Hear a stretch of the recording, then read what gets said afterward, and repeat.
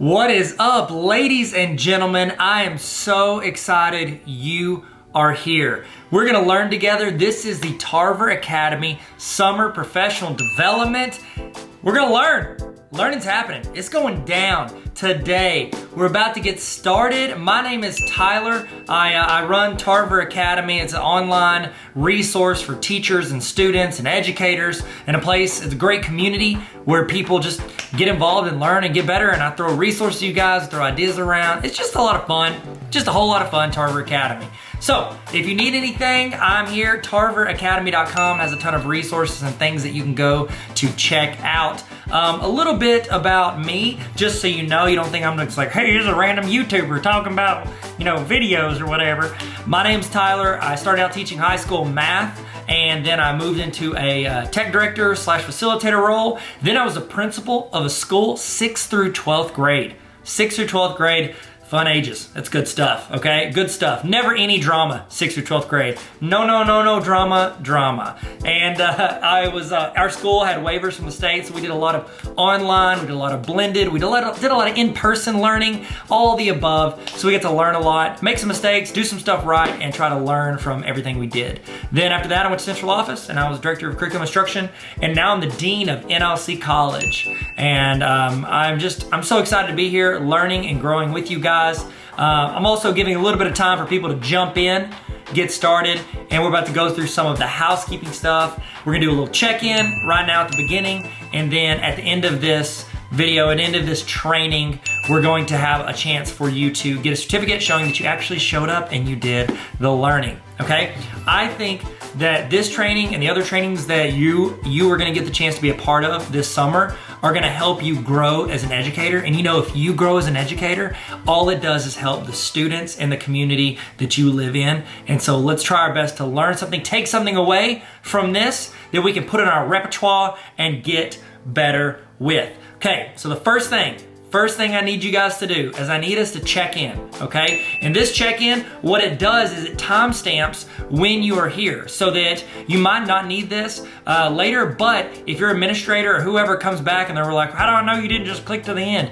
This shows that you were here at the beginning. So you can scan the QR code that is on the screen if you have your cell phone. And on my phone with me, get your phone out. I'll use my wallet, Atlanta Braves wallet. Film that, you just hold your phone over that QR code that you see on the screen. You'll see something pop up at the top.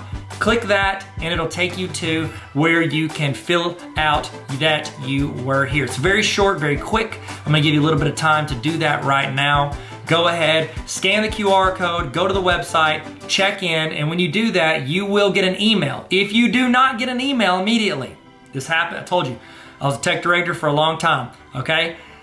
I'd say a long time. I was a tech director long enough to know that if you don't get that email that you're filling out right now, it's because you typed your email address in wrong. That's exactly what happens.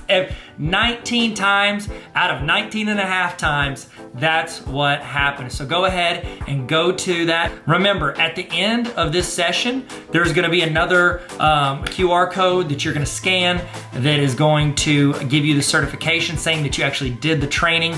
Both of these are time-stamped.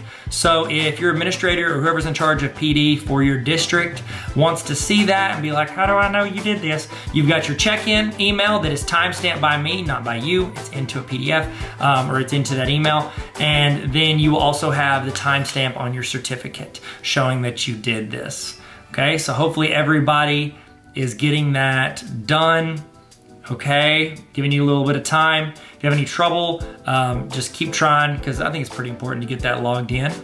Now, while we're doing that, if you're finishing that up, or if you can hear me, what I would love for you to do is I would love for you to hit the red subscribe button. This is my YouTube channel, Tarver Academy. That's what I call it. It's kind of where I got this started. I had this before I had the website, and then I put up the website to put all the resources and all the stuff I was doing.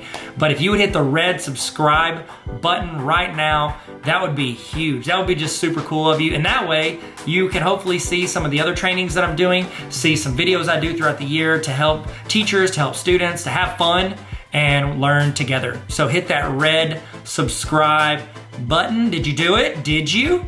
You get the like too, the little thumbs up. That's just YouTube etiquette. You hit the thumbs up. It's just really nice to do. So you want to hit the thumbs up button, you can. And I would love to start this. How about this? in the chat, okay? Because if you're watching this on my website, which is where you can watch it, that's fine. You're not gonna see the chat, but if you click and watch this on YouTube, you're gonna see a chat rolling on the side of the screen. Start it off. I want you guys in the chat to say who you are, like give your name, tell us what you teach and where you teach, okay? If you're an administrator, you can say that I'm a principal, or you can say your central office, whatever you do.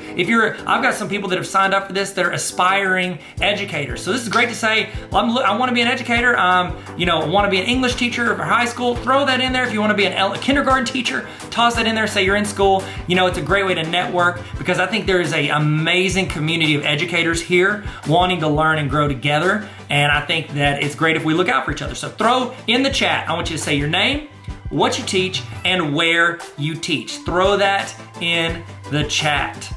All right, man, we're doing good. We're doing good. It's our warm up. We're feeling good. We're stretching it out. It's always good to stretch before you stretch. I don't know, I heard some friends say that, so I say it from time to time. Okay, next thing. This is another little thing. I've got one right here. So I've written a couple books. I've done Superheroes Need Sleep Too. This is a children's book. It's like a nap time book, so you don't have to read that. But this one I think is super relevant for you. This is the Baller Teacher Playbook, and in it I have like practical advice. It's 18 chapters. So the idea is that you could do this like once a week with your team for a full semester, or every other week for a year, and try to improve your teaching every week. I'm not doing this to sell it to you. I'm doing this to say I'm giving some of these away all summer to people that are participating in this. So if you want a chance to win one of these, or I think I probably got some other educator books. If you're like, I don't really want your book, Tyler, I got a ton of educator books. I'll send them to you. All you got to do, follow me on Instagram at Tyler Tarver. Follow me at Tyler Tarver on Instagram, and I'm gonna be giving these out throughout the summer. You might be the person I give it to. So follow me on Instagram, and then throw something in your Instagram story if you want, just to increase your chances of me seeing it. So I'm just gonna be clicking through. I see people follow on Instagram. I'm gonna throw out stuff to them. So random people will get it. You might not, but you won't if you don't. So there we go. Y'all feeling good? Does everybody feel good? Everybody throw in the chat who they are, where they teach, what they teach. Okay, so to explain also what this is, you are watching, this is a live broadcast. So this is going as a YouTube premiere or a full-on live video. So one of the two. Either way, that chat is happening live. Everybody that jumps into this video at any point is gonna be watching it at the same time as you. So it's great to get in the chat and talk, discuss, ask questions, give input. If we ask a question in the video, you can type it in your notes, but you can also type it in the chat. You can copy paste from the chat. It's a great way for you to be a part of this live broadcast, okay? So if you have a Google Notes, if you have a notes document, if you wanna take notes by hand, I've got a template for notes if you want. It sent it to you whenever you filled out your email. It should have been on that page whenever you did your check-in at the beginning. If not, it's on like every PD page. I have my website, tarveracademy.com. Click on PD and you get a free notes template, or you can take notes in your own doc. However you want to do it, take notes, write down stuff that's relevant to you, and copy paste stuff that people put in the chat. There's gonna be people in the chat that are way smarter than me. And so I'd love for you to copy paste that into the notes, and you can take that and make your teaching game elevate. So next thing, while we're getting logged in, people are still jumping in here. They're still jumping in the video, giving you a few minutes to do that. We're also, if you want to watch these videos, because after this ends, it's going to be gone off of here. However, I'm going to be putting all of these trainings, all like 30 something trainings. I think it's over like 120 hours worth of trainings. I'm putting all of that for people that join what I call the Tarver Academy Honor Roll. It's a small group of educators who are trying to get better every week, and I send out weekly emails during the school year to where you're getting templates, you're getting resources, back to school starter kits, you're getting templates for Google Forms, trainings, PDs, tons of stuff every single week delivered to your inbox, and also you have access to all of these trainings. That is available if you go to tarveracademy.com/honor roll if you want to. I think it's a great decision. I think it's a great decision. Nobody's in here. Who am I talking to? I'm not talking to anybody. Okay, y'all feel good? Y'all ready to start? Y'all feel good? This is a little warm up. We'll explain what's going on. Everybody feel good? 1 to 10. Put in the chat how you feel today. Or give me this, how about this? Give me an emoji of how you're feeling today. That'd be better, 1 to 10, or give me an emoji. I'd love to see it. Or just give me a word. You're like, I don't want to do an emoji. Give me a word. How you feeling today? And let's get rolling. Remember, input in the chat, take notes, learn, grow. Welcome to the best professional development that you're gonna do. Not guaranteed, but it's an opinion, but it's also true, but it might be biased, but it's gonna be a great summer. It's gonna be a great training. Hope you guys learn something. Hope this adds you value that you can then bring to your students and make your school, your community, yourself better in some way. Guys, we're about to get started. Y'all excited? Y'all ready? About to do this. Let's get ready to learn and have fun. Tarver Academy. Let's go. Let's go. Hit it. Let's go. Ladies and gentlemen, thank you so much for joining us. My name is Tyler with Tarver Academy, and I'm so excited that you're joining me for this session where I get the chance to talk with some of my friends about some ideas on diversity in education. Now, you're thinking to yourself, okay, well, this is going to explain everything I need, every question I have about how to incorporate diversity, how to honor and magnify and give voice to people who may not have had the opportunity to have a voice. And in my classroom, I hope that we give you ideas, thoughts, and experiences, but ultimately it comes down to you, your students, the difference you want to make, the voice you want to have, and within the arena of your school, like the place that you work, the town and community you live in, and maybe even like online. If you're putting resources online, we've got several people talking to us today who have podcasts and YouTube channels and TikToks and places that they put themselves out there on the internet to where anybody can learn from each other. And so I'm extremely passionate about this topic. It's not something that I have traditionally been super vocal about. While, people that are close to me would know that I'm very passionate about this. It's not something that, I'll be honest, it's not something that I felt like I had the right to talk about. I don't feel like my mentality was always well, I'm going to talk to the people I know and love. And if someone asks me, I'll tell them. But it's not like I'm going to put it out there. I'm not going to throw my thoughts and opinions out there because I'm not the expert. I'm not the one that should be talking. I'm just this generic white dude. Why should I put my voice out there and try to help people? And it would come off as somebody a know-it-all or somebody that's well, I know what's best, or I know how we do this. But honestly, over the past year and a half, I was sitting there and I was looking at everything that's happening, and I knew my personal convictions and where I'm passionate. And I thought to myself, you know what? I'm not the expert in any of these areas. I am learning. I'm reading books. I'm listening to podcasts. I'm having conversations. I'm asking questions because I genuinely want to learn. And I know that where I was in my knowledge and what I thought I knew is not anywhere close to where I am now. And it's my goal that every time I look up, I'm at a place that's better than I was a year ago, but it's not even close to where I'm going to be a year from now. So I'm constantly trying to learn. And I think that personally, that is one of the biggest things we can do as educators in every aspect. We always want to learn. We want to learn our students. We want to learn the experiences and the stories behind our students and what's going to drive them to be the most successful person they can be in the world we live in. And I think the more that you can emulate that learning with how you learn about them and their past and their culture and everything about them, and the more you can show that it's amazing and it has a place and who they are authentically as a person, we want to honor that and respect that. And we're not trying to make everybody the same. We're trying to magnify our diversity. And I hope that through the conversations with these people everybody that's talking today is better than me, so please listen to them because I think they're fantastic. It's why I brought them on. If I felt like I was the person to, hey, everybody needs to hear my voice for 3 hours talking about this, I would have done that. There are sessions I'm doing, trainings I do where I'm the one talking because it's something I feel like I can add value. And I thought to myself, the people in here are going to add way more value than I could. And I honestly love sitting down and learning with them and listening to their sessions.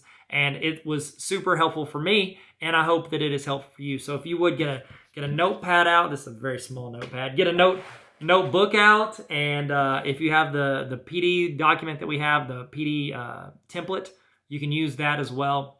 And before we get started, I did want to just discuss one idea. This is something like when I was writing my teacher book, there was, I was done, I had all my chapters, and then I thought to myself, you know what, like, do you ever have something that you're like, that's on your heart, that's like, you're passionate about, and you're like, you know what, if I'm saying this book is like an extension of me, and it's something that my voice that I want to give out to the world, just because you're not the expert or you're still learning in an area doesn't mean you can't share that with others and try to help in something you're really passionate about. So I actually added a chapter on diversity in my book because, and this is not a pitch for my book, I'm trying to give you an example, I'm trying to tell you a little story about, and hopefully you can relate it to your life and something that you're doing and trying to put in your classroom. But I felt like it was so strong, this pull for me to put that in there and talk about my experiences, even as entry level as they are.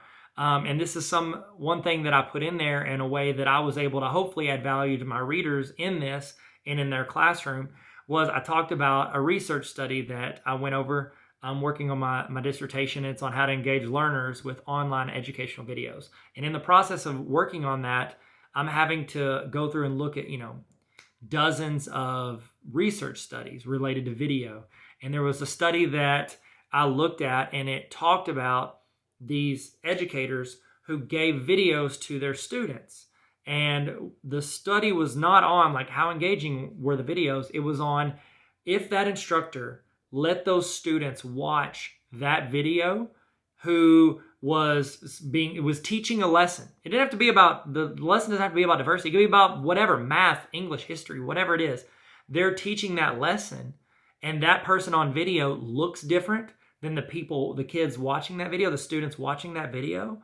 What the research indicated was that those students, I'm talking high 80s, 90% of those students, from just watching a video of something being presented by someone who was different than them, come from a different culture, background, looked different than them, it built a sense of empathy with those young people towards that culture. And I'm talking like a huge percentage of them had more understanding, more empathy, more connection with them just from watching an educational video. And so my thoughts were, look, I'm not going to teach you how to be like the perfect,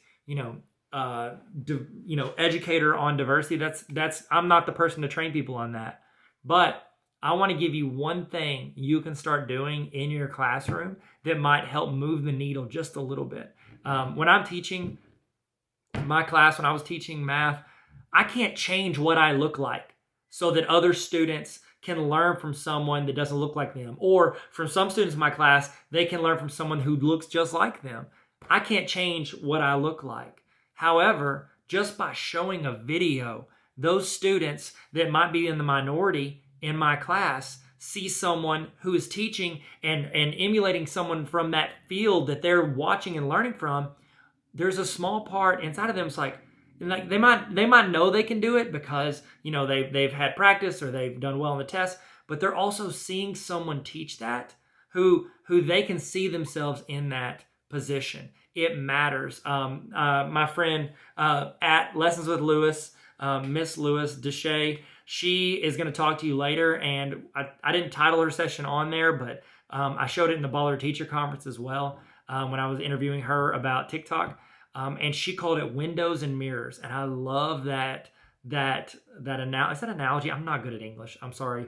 Is it analogy in the chat? You can please be kind, but tell me what it's supposed to be called. Metaphor, analogy? I always get those mixed up. I'm so sorry. Should have looked it up. But she had this wonderful wording about it. She called it windows and mirrors. It's so that the idea is with a window, we can see through and see someone else's experiences and culture and point of view, but then also mirrors so we can see somebody who looks like us and that comes from our background and that, shows that we can walk in their footsteps. And I think that matters for a lot of young people. These students need to see people that look like them, that are doing and accomplishing things, and other students who might look like the majority of their class can also look at those videos and see someone in a role that they might not see. For me personally, okay, I'll give you a personal example, and I think I talk about this in my book. And it was it's like you know this stuff, but then like everything becomes more personal when someone close to you like says something about it. And I've talked to friends and I've chatted with different friends about this, but so I was sitting on the couch, and I love basketball. I love NBA basketball. I love it, but I don't watch a lot of the full games because I'm here doing trainings with you. What's up? I'm just kidding. But seriously. And so one night it was the NBA finals, and I was watching, it was the Lakers versus the Miami Heat. And I'm sitting on the couch watching the game, and my kids, they don't watch a lot of sports because I don't watch a lot of sports. And they were supposed to go to bed, but they could stay up if they came in and watched the game with their dad. And I'm eating it up. I'm like, yes, this is awesome. I love when my kids pile up and we're watching the same thing because I love basketball. They don't really care, but they might watch it if it means they get to stay up later. And so my kids pile up with me, and my daughter, actually, I think she went off. She didn't care. She hid in a room and watched her iPad, watched something on Disney Plus. This is not an ad for Disney Plus. Why do I do peace signs all the time? This is not an ad for Disney Plus. But my sons came up and piled up with me, and they started asking questions. Well, my oldest son, he is, at the time, he was 10, and his name is Titus. And then my youngest son, his name is Finnick, and he was 4. And they piled up with me, and two things you need to know about my sons. Titus is white, and my youngest son, Finnick, he's black. And they cuddled up with me and were watching the game, and we're sitting there, and they're asking questions, or who's that player? And my youngest son, his favorite player, Jimmy Buckets, is Jimmy Butler, his nickname, Jimmy Buckets. He likes LeBron and Jimmy Buckets. And he was sitting there, and he was asking questions, and Titus is asking about rules and how this stuff works. And then Finn's just sitting there, and he goes, I like this, Dad. And I was like, that's awesome, buddy. Me too. Like, I love this. Like, and I just asked him, I said, what do you like about it? And he said, I like watching this because the people on the basketball players look like me. And, it made me think there are so many things he watches, whether it's on Disney Plus or it's on a movie or just walking around, wherever, amusement parks, wherever we're hanging out. Whenever he's watching these people on TV and he's watching these shows, a majority of the cast doesn't look like him. And so he sitting there, this innocent young 4-year-old boy, he likes watching something because he can see himself in those players just from the way they look. And I think that matters. I think that giving your students an opportunity to see themselves as the professional, as the expert in a field, as the person everyone's looking to for all the information, I think that matters. And if something I could do as an educator is put a video in Google Classroom and spend a little more time finding someone who doesn't look like this, putting them in that video, I think it can make a difference for your students that look like the majority, or your students who don't get to see people that look like them teaching the class every day. And so I think that's one small thing you could start doing in your class, just to help build the starting, like just building those first little steps towards inclusion and diversity in your classroom. So I hope you enjoy talking to some of my friends, or listening to some of my friends, or talking in the chat to each other, giving your own thoughts, experiences. I think we all have our own unique experiences, and I think that we can only grow as long as we take the opportunity to listen to others and try to learn from others. And so I'm super honored that I got the chance to talk with all the people you're about to listen to. And I'm going to kind of give you the agenda so you know what's coming today, and then you have an idea of who's going to be speaking with you and giving you their thoughts, experiences, and expertise.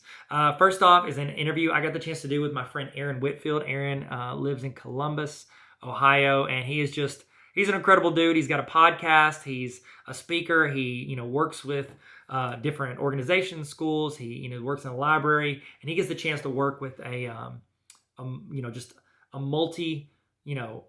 huge multicultural, like very diverse group of young people. And so he has a really cool perspective. And I just chatted with him for a long time, asked him a lot of questions, and we just kind of threw around some thoughts, and it was just really cool. And I enjoyed it. And I liked it so much that after we talked, I asked him to come on and just record a session for the Baller Teacher Conference. If any of you guys saw that, you in the chat, tell me how great Aaron is, because he is great.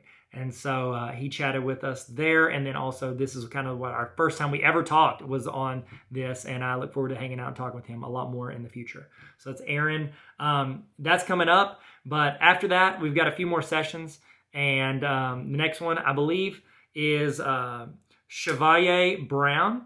And he is going to talk about some really cool stuff. So he's going to give some thoughts on incorporating some diversity into the classroom, some things he's done. And so I hope you enjoy listening to him. Him and I met through Instagram, and I follow him, and I hope he still follows me. That'd be cool. I'm just kidding, but I hope he does. I think we do. We direct message. We're friends. And so I'm excited that he recorded some stuff for you guys to listen to. After that, I actually got the talk that Deshae Lewis, her and I did, and we chatted about a couple different things. And then we also recorded the Windows and Mirrors session, where she talks about it, some things she saw, and some experiences she's had. And then after that, my friend Lindsay Diaz, she recorded a session for me, which was for us, on diversity in education. She's actually one of the teachers at the school I work at, and so she's a wonderful educator, and I'm just excited you guys get the chance to hear from her. And then we'll end with a conversation I had with my good friend John Boyd,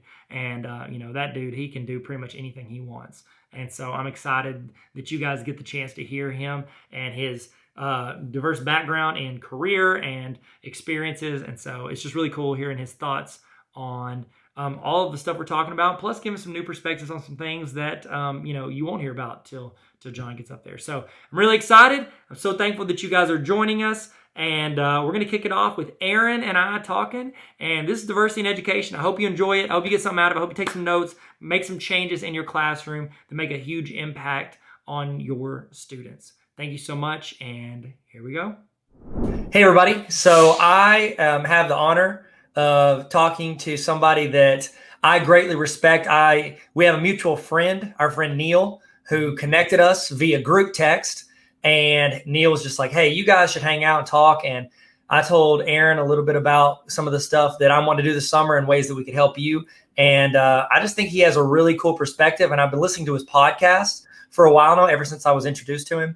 And I just think he has a great way of presenting, not just like, hey, here's where we're at, but here's where we go from here. Here's ways you can make yourself better or your classroom better.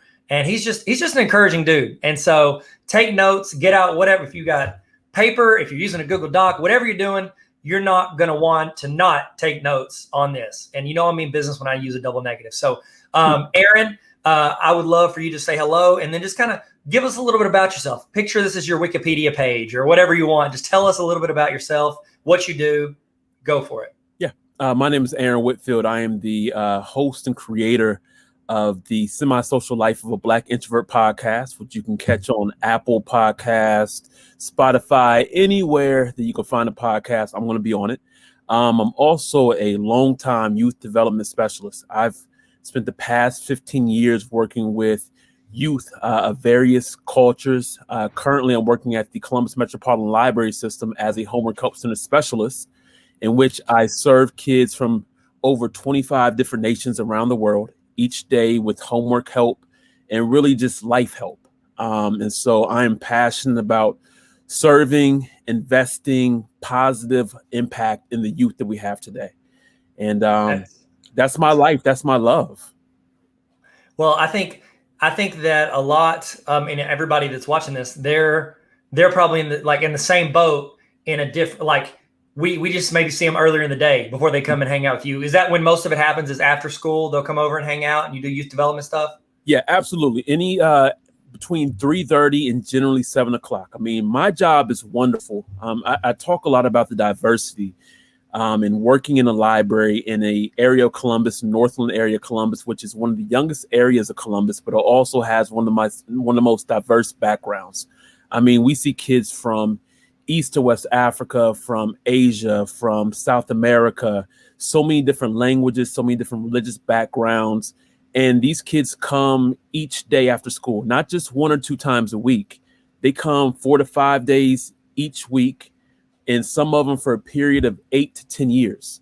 And so I've been there for 8 years. I've watched kids graduate. I've watched them get married. I've watched them grow beards. I've watched them go. I mean, it's an amazing process to watch children grow and just to be a part of their lives. And I always tell them I'm honored to be a part of their lives. They could pick anywhere else, but they chose my spot, and I'm blessed for that. That's incredible. And so here's one where I'm going to kind of kick this off. So you're is the title Youth Development Specialist? Isn't that correct? I am a homework help center specialist, Okay. and most of my career background is youth development specialist. I've also done motivational speaking. I've taught seminars on how to engage youth, things of that nature. That's awesome. So so somebody that's been in the classroom, I've taught students, it's like they call these things soft skills. We say I love that phrase, youth development.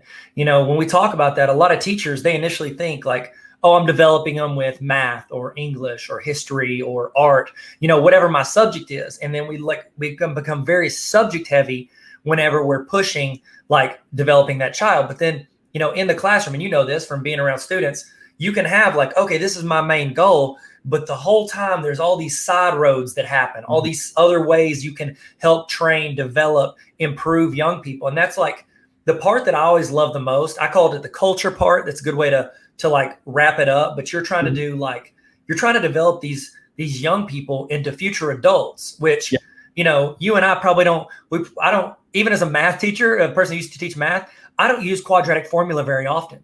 But I have to cooperate with people. I have to communicate clearly. I have all the stuff that goes along with teaching.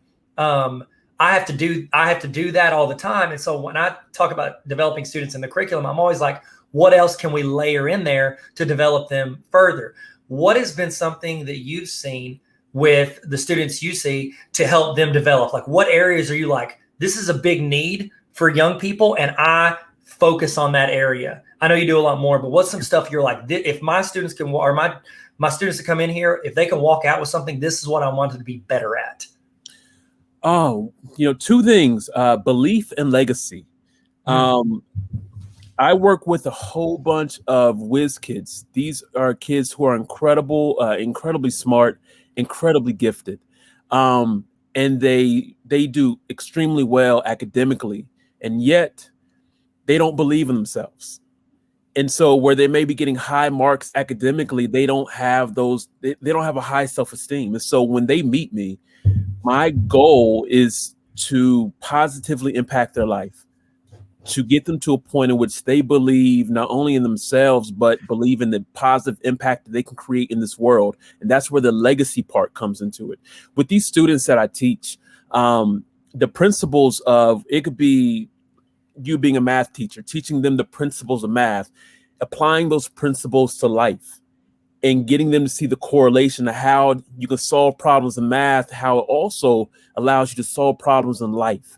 And it takes belief. It takes someone that can see the good in these kids. I think a lot of times as youth, they don't see themselves in the best light, and they are pretty cognizant of the fact that adults don't see them in the best light also.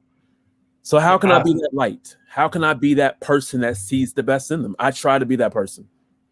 So what are some tips you would do? So like when I do this, like I coach my son's soccer team. We had a game this morning. And so when I'm doing it, I want to encourage them. Like I'm trying to improve them, but I'm also, like you said, I'm trying to be positive. I'm showing them they can do this. Like I'm encouraging them.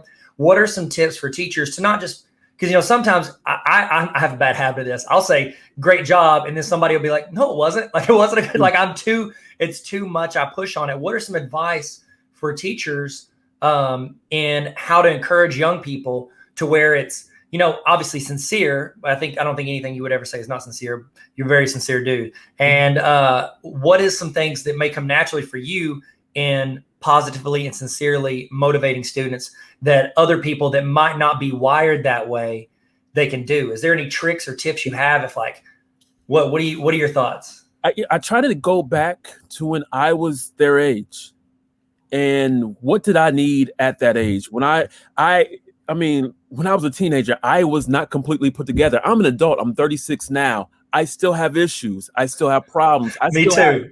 Oh my gosh. It's like and it's a lot of the same issues that you experience as a teenager. So I try to think back, What did I need at their age?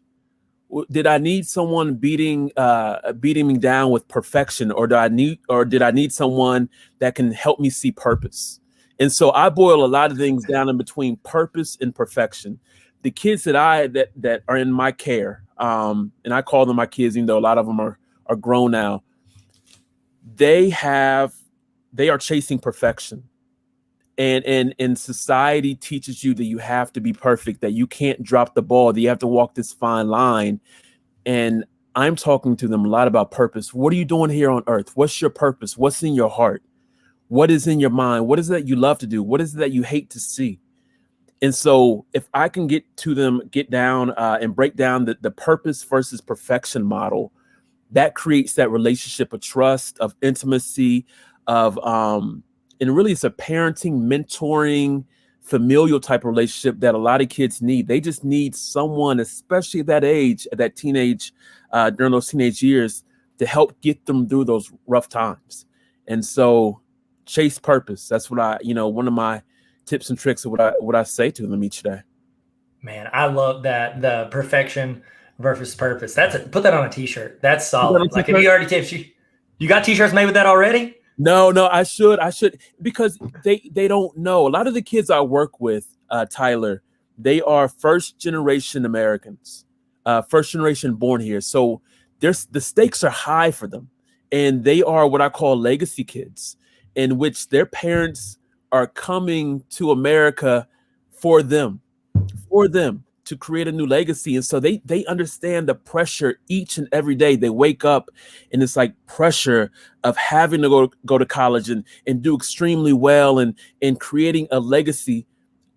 That's not my background. I just went to college. But they have an added pressure, and that pressure can sometimes lead them to crack. And so we could talk about purpose in their hearts. It really reaches them, and it's a beautiful way to show them that they matter. They matter, and you don't have to be perfect to matter. Man, that's good. And okay, so I want to talk about your podcast, because what you said right there, that's kind of how you open a lot of your podcasts. It's like you're talking directly. I know you're talking on a podcast, so multiple people are listening, but it's like you're talking to me, the listener. You're like, you matter, you have a purpose. Like that's a big part. I mean, that's how you kick off. It's consistent in your podcast. So I know it's important to you because you consistently say it. So what led you to start the podcast? And then what is your goal for people after they listen to it? Like, if I get done listening to it, what do you hope I've done or learned or kind of ingrained a little bit more into myself? Yeah. I started this podcast almost 3 years ago. And being in my 30s, I was at a point in my life in which I felt like I lost my creativity. And as a professional who teaches children and who invests in lives of children, that's just where I was. I felt like I could do that naturally, but I lost my own personal creativity. And so the podcast for me was really a step of faith. I'm an introverted person. I enjoy sharing. I enjoy connecting, but I keep a lot of ideas and thoughts to myself. And so this podcast was going to challenge me, who I was, and spread my voice all across the world. And I took it as a challenge. And really, when each episode, I want someone to reflect. I want to provide adults a space, kids a space, young adults a space to reflect each day. I think sometimes we go through our day. Our goal is just to get through the day. But while you're getting through the day, who are you impacting? Are you opening yourself up to be positively impacted? Or are you just getting through the day without reflection, without connection, without direction? And so the podcast really is just a tool and a vehicle for any age group to reflect upon their day, the good, the bad, the ugly, and let's make sense of it. Let's connect, let's build, and let's improve for the following day. That's good. That's like kind of my mantra for my kids. Like, every night, whenever I'm tucking them in, we talk to them, I pray with them, and I chat with them about like tomorrow. And I'm like, I just hope that tomorrow you end the day better than when you started it. Yeah. If you get a little bit better every day, if that's our goal, if we're always getting better, if we don't let a day pass by or we don't get better at something or learn from something or reflect on a mistake and try to improve that, then we'll be good. We're going to look up in 10, 20 years and you're going to be happy and fulfilled and feel like you're constantly just moving forward. You're never stagnant. And so I love that. And I love that you're putting that in a place where people can constantly listen to it. So like when I talk to my kids before they go to bed, it's like they can't re-listen to that. You know what I mean? Yeah. If they got a bad memory like me, hopefully they didn't get that from me. But if they got a bad memory like me, it's like I got to write it down. I got to record it. I got to put it out there. And then you're being able to scale that impact a lot of people. And I love that. Yeah. Go ahead. It is a tool, and that's funny because a couple years later, being in the podcast almost 3 years, I'm now looking at this podcast as a conversation for my children to have. Like, this is legacy. Like, years later, my voice will still be there, even though I may not be there. And so these are all tools and perspectives and just things that I gained that I want to give to them. It's just an added layer of the communication. I want to be able to leave them something, leave them my voice, leave them my knowledge, leave them my mistakes, my love, my ups and my downs. So yeah. I love that. And I recommend that to people all the time about like starting a YouTube channel or starting a podcast. I'm like, put it out there. And maybe you don't have, 100,000 listeners a week, or maybe you're not, whoever is blowing up on podcasts now, like you're putting it out there and that could add value to your kids in 5 years or 10 years. It could add value to your grandkids, your great grandkids. Like, how cool would it be for us to look up and hear words from like our grandfathers when they were like 20 and 30? Like, I would pay, I don't know, it's scary to think how much money I would give of my paycheck to listen to their thoughts and advice and experiences as they were experiencing it. And I think it's cool what you're doing. And I love that perspective that you have on it. And I wish more people, this is my encouragement. Anybody watching this, you need to start recording what you're doing and putting it out there, whether you're putting it on a podcast or you're just recording it into your phone and saving it to the cloud so your kids can scroll through it in 20 years. Mm-hmm. That's what I recommend. Put your voice somewhere for people to listen to it. So you work with, like you said, a lot of first-time like Americans, like a very diverse group of young people. Yes. What are some tips you have for teachers that have been successful for you in connecting with young people who might not look like them or might come from a different background or different culture? What are your tips for teachers trying to connect with those students if they might not have something beyond, the basic stuff? Yeah. Kids, I believe that kids aren't looking, a lot of these kids are just looking for people just to encourage them and to see them as individuals. I think a lot of times as educators, we use sort of these broad sort of brushstrokes when it comes to treating children. All children should be treated the same. They all get the same in fairness and all those elements. But we really have to tap into the personal side of these children. Get to know them, not the group, but get to know who they are. I relay it back to coaching. Kids are coached different ways. You can't just coach a whole team the same way because people are motivated differently. And these kids are motivated differently. Their backgrounds are different and their pursuits are different. So how can I get to know each one of them? How can I get to know them as an individual? And that's very important. I think authenticity is very important too. Put forth who you are. Who are you? Not who you project to be, but who you truly are. There are times, even in the midst of the academic center in which I run, I'm going to make mistakes, and Mr. Aaron is going to have to apologize because that's who I am. I'm authentic, and that I'm just going to have to apologize. And they see that. I don't beat them down with a stick of perfection. Once again, I show them that I'm imperfect. I'm going to make mistakes, and I'm trying to be authentic. And I think the last thing is to understand your role in the room. I operate my academic center from the point of view of I'm just a piece of the puzzle. I'm not the ruler of the puzzle. I'm not the king of the castle. I am just a piece in this puzzle. And so each child that I meet, they're an additional piece. And so together we make a beautiful picture. And together we each have roles, responsibilities. We each have the opportunities to teach. We each have the opportunity to learn. Like, that's the whole purpose of connection. And so I try not to be as ego driven. I try to be more purposeful or people driven in this regard. And just allowing that to connect with students and just build that bond and that family atmosphere that has caused us and driven us to be successful. That's good. That's good. That needs to go in the book. Have you written a book yet? You know, I've written about 12 books in my mind. I have, but none of them are complete. It's I have a whole bunch of them, but they need to be completed. And so make sure what you just said is in the book. That was good, man. That could be a whole chapter. That's so good. So what is something when you were a student? Okay, let's go back to when you're a student and your teachers are in there and they're teaching you. What is something that either they did that meant a lot to you personally to connect with you and help you, or what's something you wish they would have done in your classes? I wish that I grew up middle class, probably more so upper middle class, in Springfield, Ohio. And I went to wonderful schools, and yet I can count on one hand the amount of great teachers that I had. Maybe 4, maybe 5. I had some good ones and I had some bad teachers. And I wish that teachers would have saw me for me. It's like could see the best in me.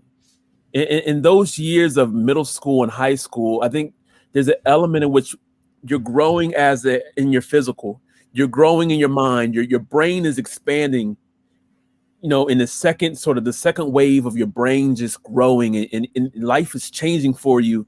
And it seems like we see the worst in kids during these ages. We see them, we want to see them as adults, and we want to, because they look like adults, but mentally they aren't there. So we want to continually judge and punish and as opposed to positively investing in them. And so I wish my teachers would have seen me as someone who is growing, someone who has potential, someone who needs care, who is loving, someone who is human, who can be connected with on a human level. One of my teachers, Mr. Wagner, was just that teacher. He was my creative writing teacher, and he was just incredible because he was educated. He carried himself in high regard, but he was willing to sit with you and just connect. He was willing to teach you about Shakespeare or teach you about Jimi Hendrix.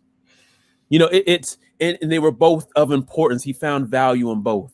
And he was willing to listen to your music and hear your stories while also sharing his stories and his adventures. And I took a bit of his model and applied it to what I do at each stop where I work with youth. How can I get on their level, stay on their level, and connect upon their level? And then together, if we want to rise to another level, that's cool. If not, we can stay right here and just connect. Man, that's good.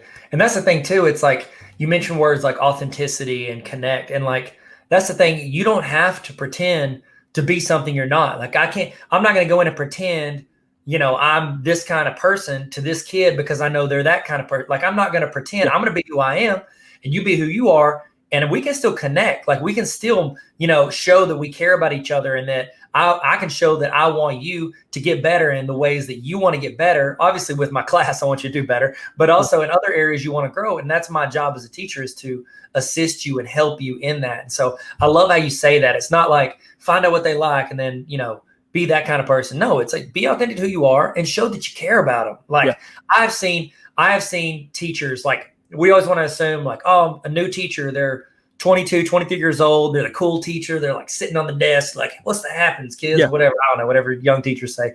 I don't know. They don't say that. Well, I'm thinking of like Boy Meets World, like Mr.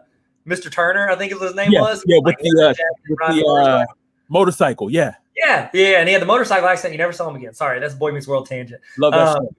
We should start a podcast on Boy Meets World. I'd do it. So you don't have to be that, because I've seen older teachers that are, you know, veteran teachers that have been teaching for 30, 40, sometimes, you know, 50 years, and students love them because they connect with them. Like, they got nothing in common, but they're sitting there and those students know that teacher cares about them. That teacher cares about them as an individual, not like, I care for you all to get A's and B's so that I look good in front of my principal. Mm-hmm. They want somebody that's like, I care about you.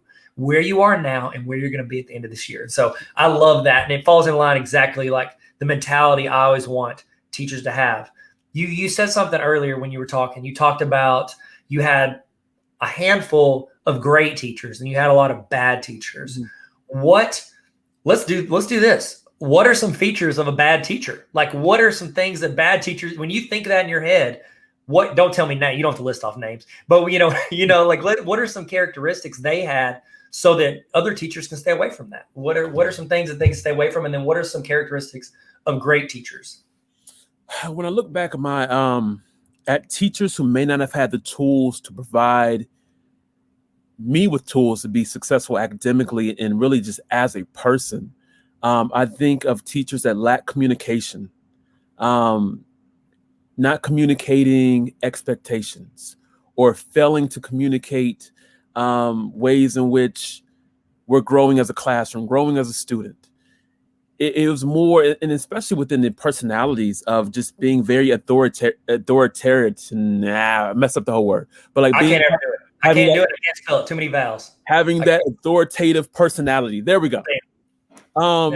And the classroom was not a classroom. It wasn't an atmosphere of learning. It was an atmosphere of domination. It was an atmosphere of rule. And with that, communication was lackluster at best. And so that was always huge with me with teachers and communication. We have to communicate better. We have to be willing to be vulnerable. We have to be willing to be open.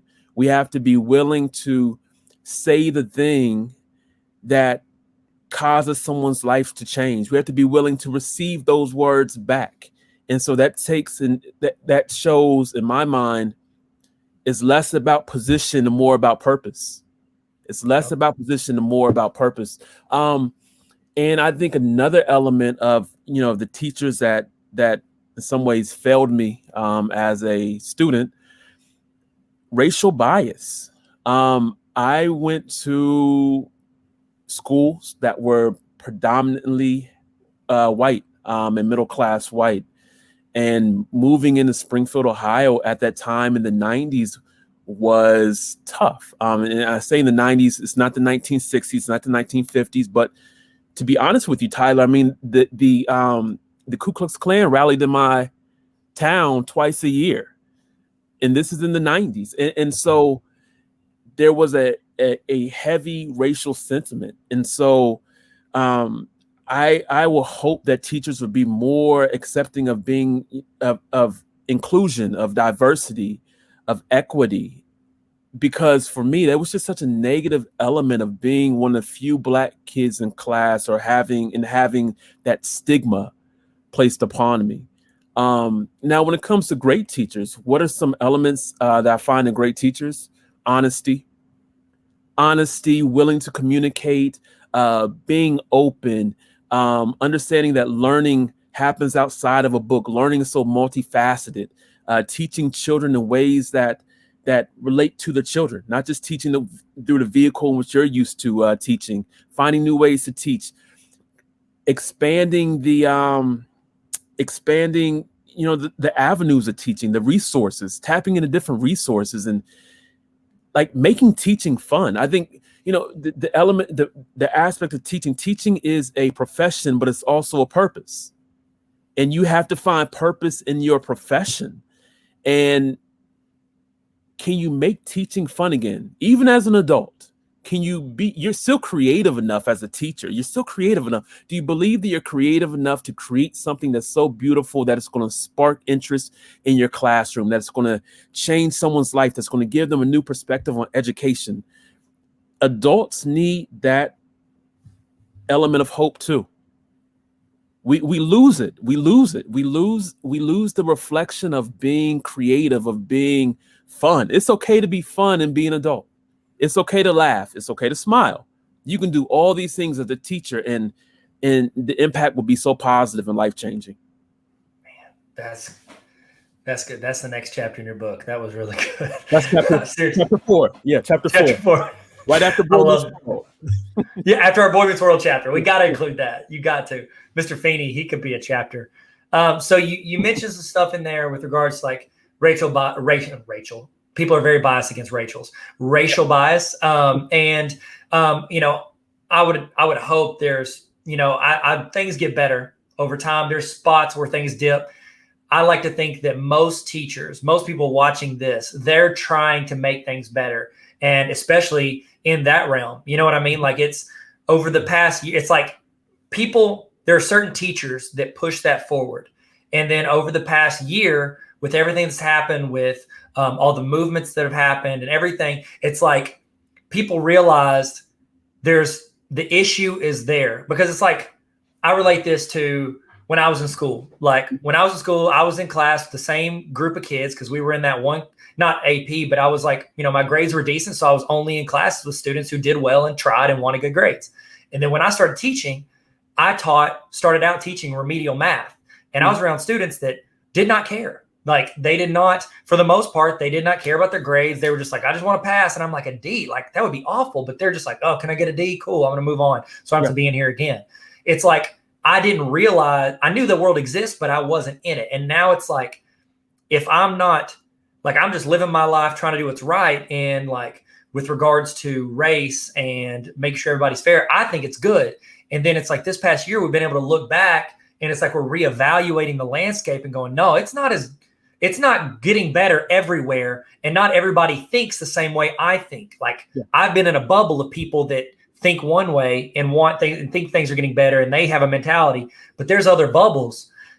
What is your advice to a teacher that wants to move the needle forward in with regards to any type of like understanding of races, cultures, anything like that? What is your advice to a teacher to do that? Because I know there's teachers that want to do it, but they're nervous they're going to say the wrong thing. Yeah. They're nervous that I want to go in and I want to say this, but if I say the wrong thing, that's going to get blasted out on Snapchat or Instagram or TikTok, and I'm never going to recover. What is your advice to them to make their class better and their students better, but not like, I don't know, maybe they just need to take the risk. I don't know. What is your thoughts on that? Yeah, we do live in such in a world in which so many people are striving to be politically correct and sort of ruining the conversation. While at the same time, you have people who don't care about the words they use, and it ruins relationships. And so we're in this weird sort of in between. But I encourage teachers to listen.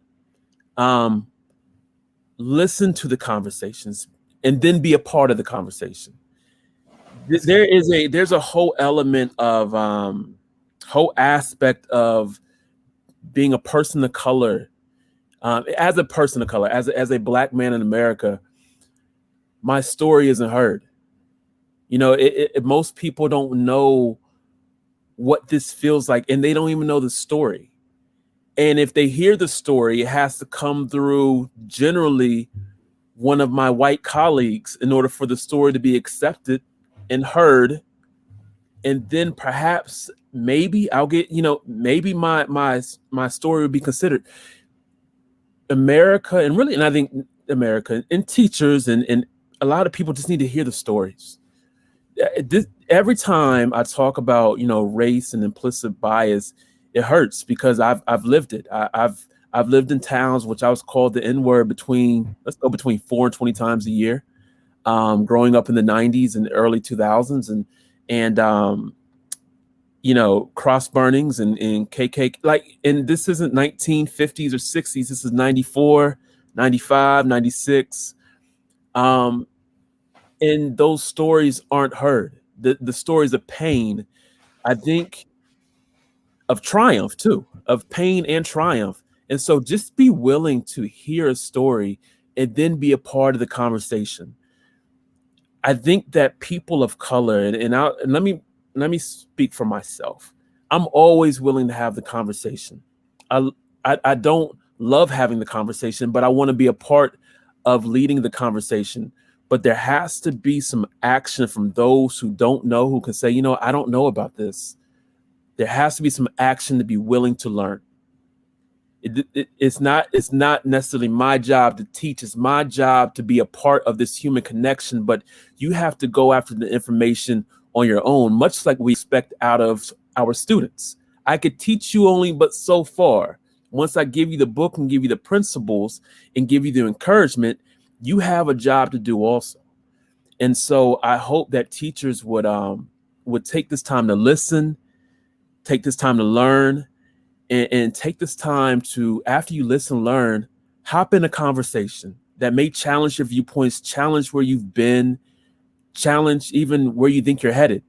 But I promise you that you'll grow from that conversation and just have a different perspective and outlook, not only with your life, but how you could better just affect your students. Man, that's really good. And I completely agree. Like, I think that too often we get in our bubbles and we don't like get out of it. We think, oh, well, man, I'm a good person. I like this. Or it's like, you're not even allowing that conversation in.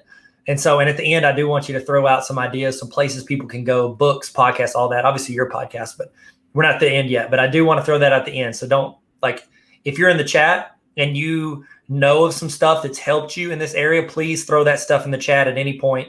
Throw out those ideas, tell us how that helped you, and then somebody else can look and see. But that became important to me. You know, I never, and I can only speak for myself.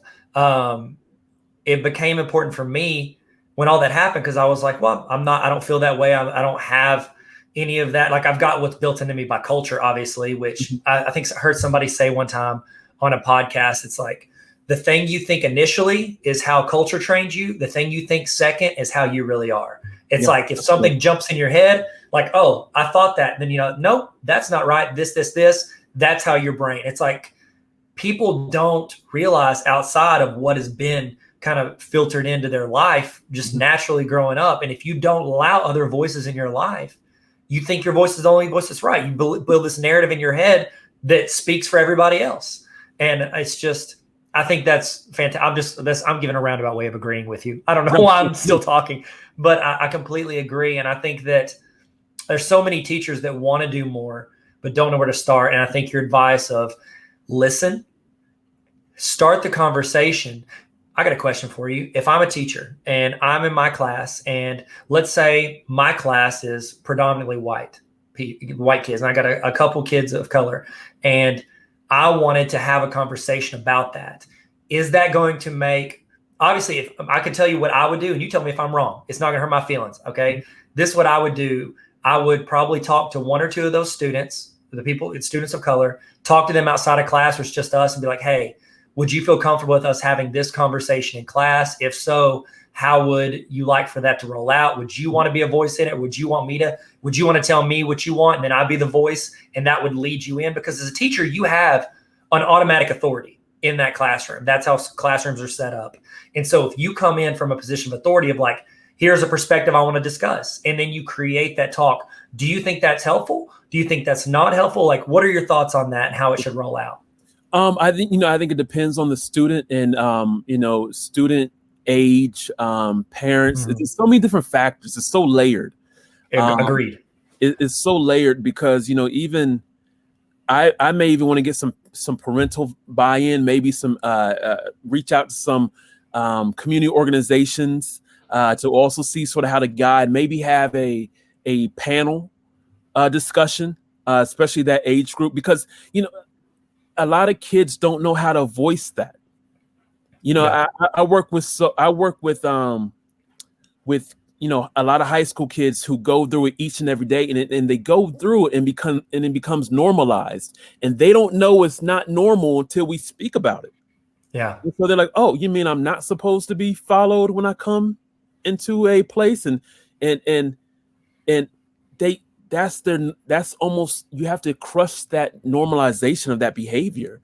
Yeah. And so I'm a big fan of panel discussions.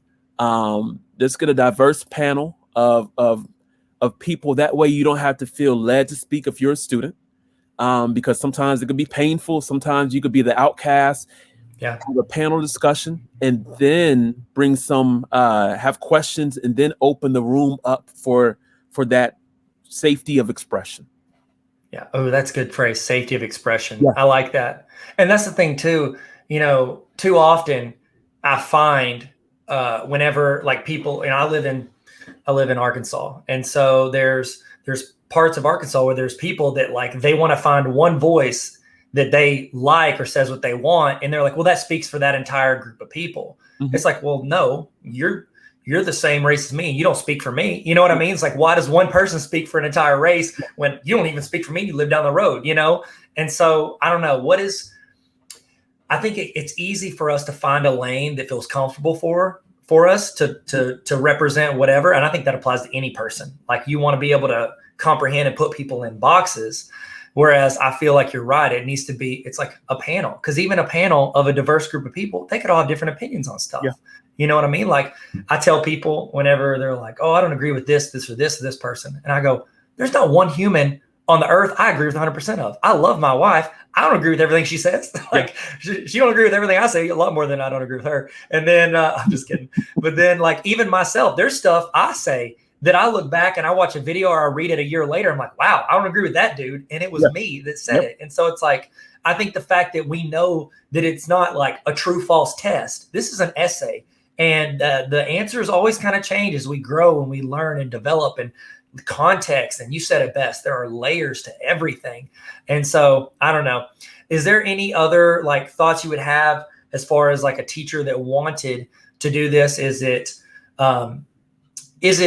it feel, I don't know, I'm trying to think of the word, but does it feel too direct to be like, hey, we're going to do this on this day, or we're going to set apart this week for this? Or is it just something that should be ongoing? Like, all right, we're going to discuss this feature of American history. What are some other viewpoints or sides, or is there any bias in this textbook, in this writing? Is there something we're not including? Is there some context that's not included in this? Because it's like, especially when you're a kid, you're growing up, you hear your teacher say it, or you read it in a textbook, you're like, oh, that's how it went down. And then you step back and you're like, whoa, there's a whole nother people group that was a side character in this. They were the Mr. Turner in this Boy Meets World, and the book is written for Corey. You know what I mean? Yeah. It's like, what's Mr. Turner's story, or what's their perspective?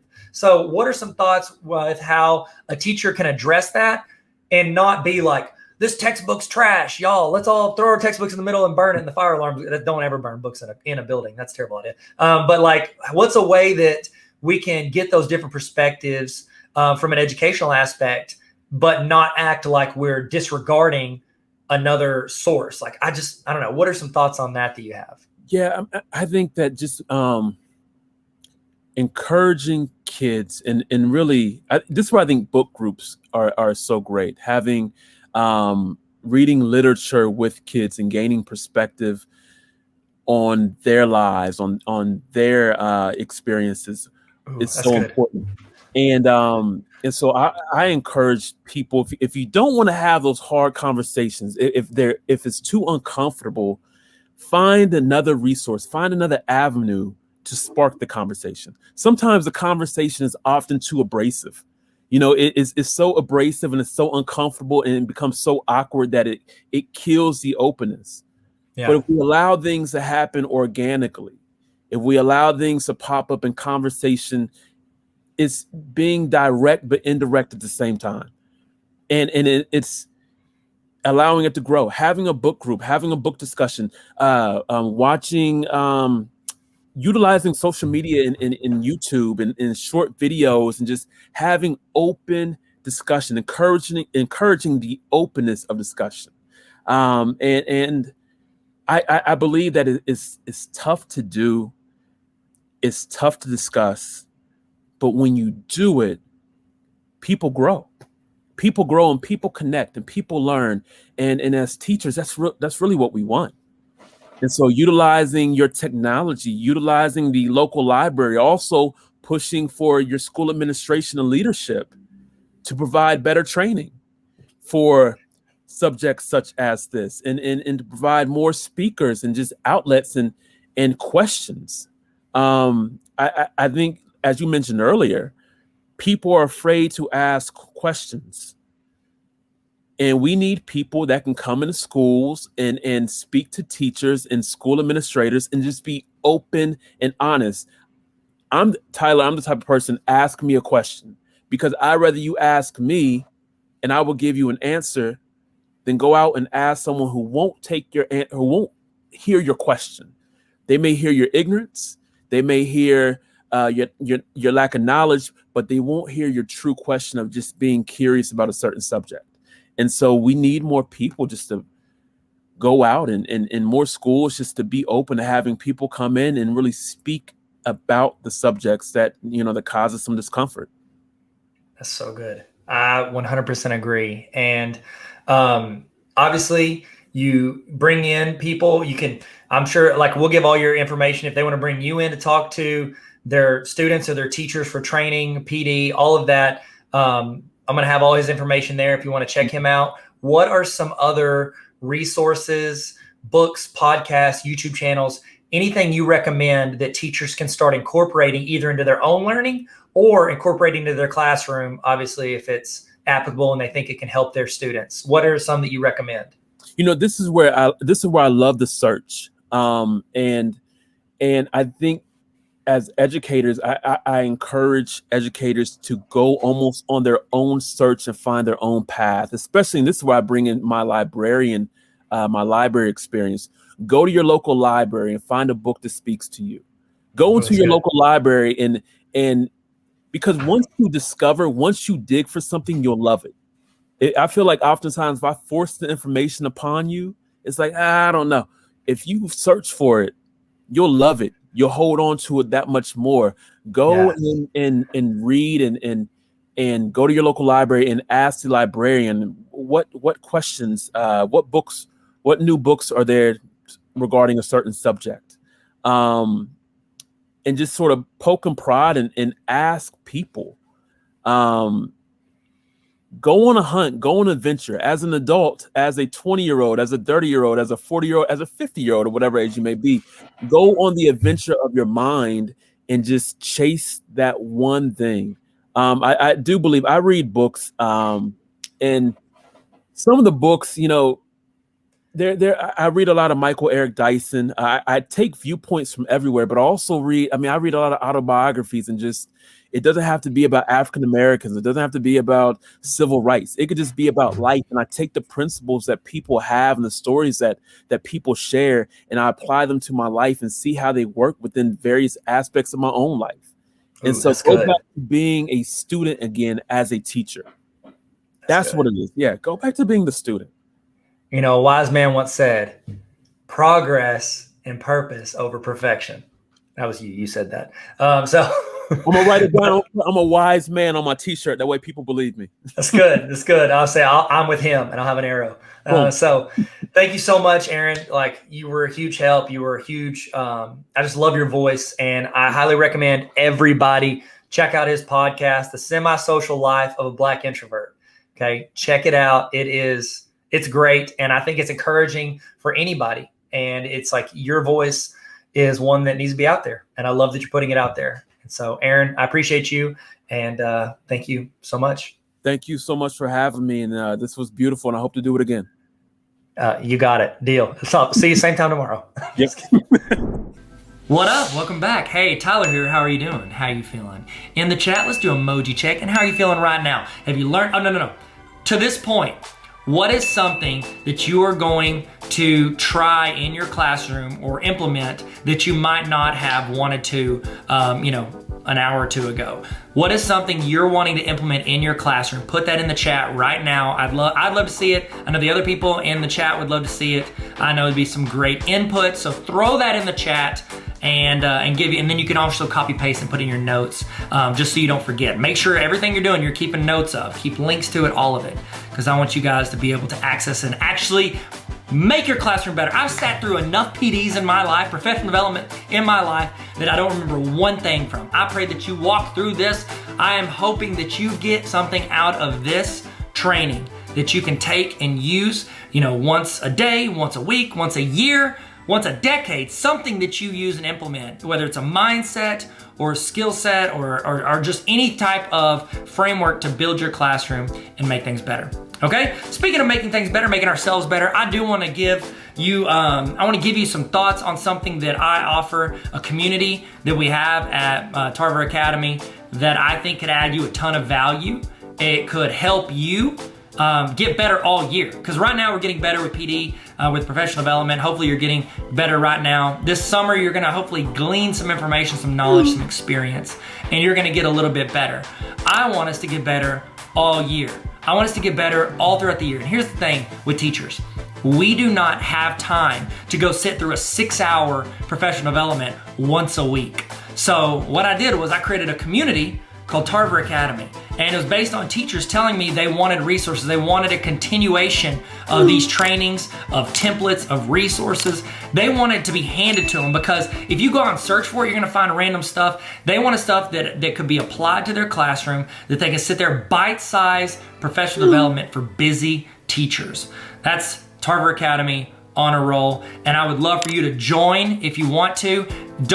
If you don't have to, don't pay for it. It's not very expensive at all, but I don't want you to have to pay for it. I would rather you use your district's professional development money. So if you want, have them go in, order that for you. What happens if you sign up for the Tarver Academy on a roll? What it's gonna do is it's gonna add you value. Do you wanna get better as a teacher every week, but not have to go out and search for it? How about if we just hand it to you in an email? In the email, every week, you're gonna get either a template, a resource, you're gonna get a short PD video, professional development, a training to show you how to do something you might not know how to do, or reinforce something you're maybe already trying. You're gonna get something that makes you better every week, plus some quick tips, links to some other things, and also you can ask me questions. I have a mailbag where you get to ask questions, and that's the list I'm gonna pick from first. I wanna help you guys. If I don't know how to do it, I'll do the research for you. I'll build, you're like, oh, I really wish I had a digital interactive notebook. Guess what I'll do? I'll go in and I'll build digital interactive notebooks, and I'll give you the template. You don't have to pay teachers. You don't have to go in and throw the money at anything. I wanna just hand it to you. And I wanna do trainings for you to help you. So if you wanna join that community, I think it's super helpful, and it's essentially where I become the tech facilitator for you. It's Netflix for teacher resources, and I would love for you to join and jump on that. So if you want, go there. It's tarveracademy.com/honorroll, and you can sign up for that. And I think it's just going to be a huge. It's going to be a huge help to teachers throughout the year who have a lot going on and not a lot of time, extra time to go out and do it. It's like as teachers, they always give you more stuff to do, but they don't give you like, oh, here's like an extra 3 hours a day to go out and do whatever it is you're gonna do. So if you wanna sign up for that, you can. I hope you've used this time also to use the restroom. So if you're just getting back using the restroom, guess what? We've just been talking about Tarver Academy on a roll.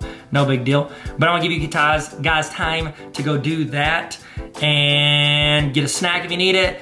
Whatever you need to do, we're about to kick back into, we're about to jump back in it. We're gonna fall back into the gap, fall into the gap.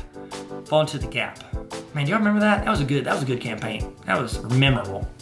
Wasn't it? Memorable? Yeah, sure. Okay, so we're about to get started. We'll get started here very soon, and we're gonna jump back in, we're gonna keep learning.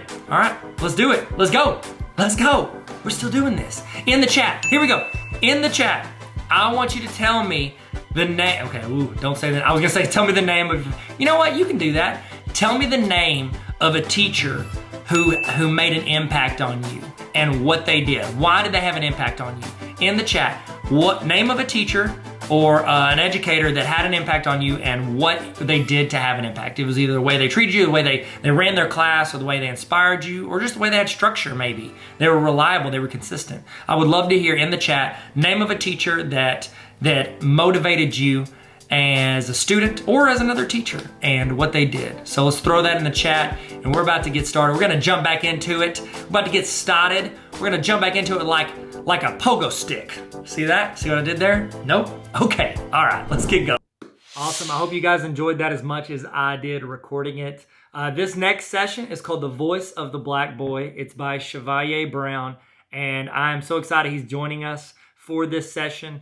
I'll be honest, I tried to see if I could put this session into more things that we're doing this summer. I was like, can I put this in the Digital Educator Conference? Like, is there places I can put this? Because I wanted his voice to be magnified as much as I could. And I think he has a really cool talk and really good thoughts for you guys. And so I hope you enjoy this session, The Voice of the John Boyd. I was looking at John Boyd. I was thinking of John Boyd, who's talking later. Voice of the Black Boy, Chevalier Brown. Mr. Brown, take it away. Hi, my name is Chevalier Brown. I'm an English teacher at Woodmont High School. Woodmont is located in Piedmont, South Carolina. The title of my presentation is The Voice of the Black Boy. Who will cry for the little boy, lost and all alone? Who will cry for the little boy, abandoned without his own? Who will cry for the little boy?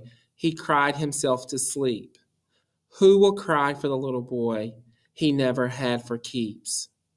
Who will cry for the little boy? He walked the burning sand. Who will cry for the little boy? The boy inside the man. Who will cry for the little boy who knows well hurt and pain? Who will cry for the little boy? He died and died again. Who will cry for the little boy? A good boy he tried to be. Who will cry for the little boy who cries inside of me? This poem by Antoine Fisher is titled, Who Will Cry for the Little Boy? I will cry for the little boy.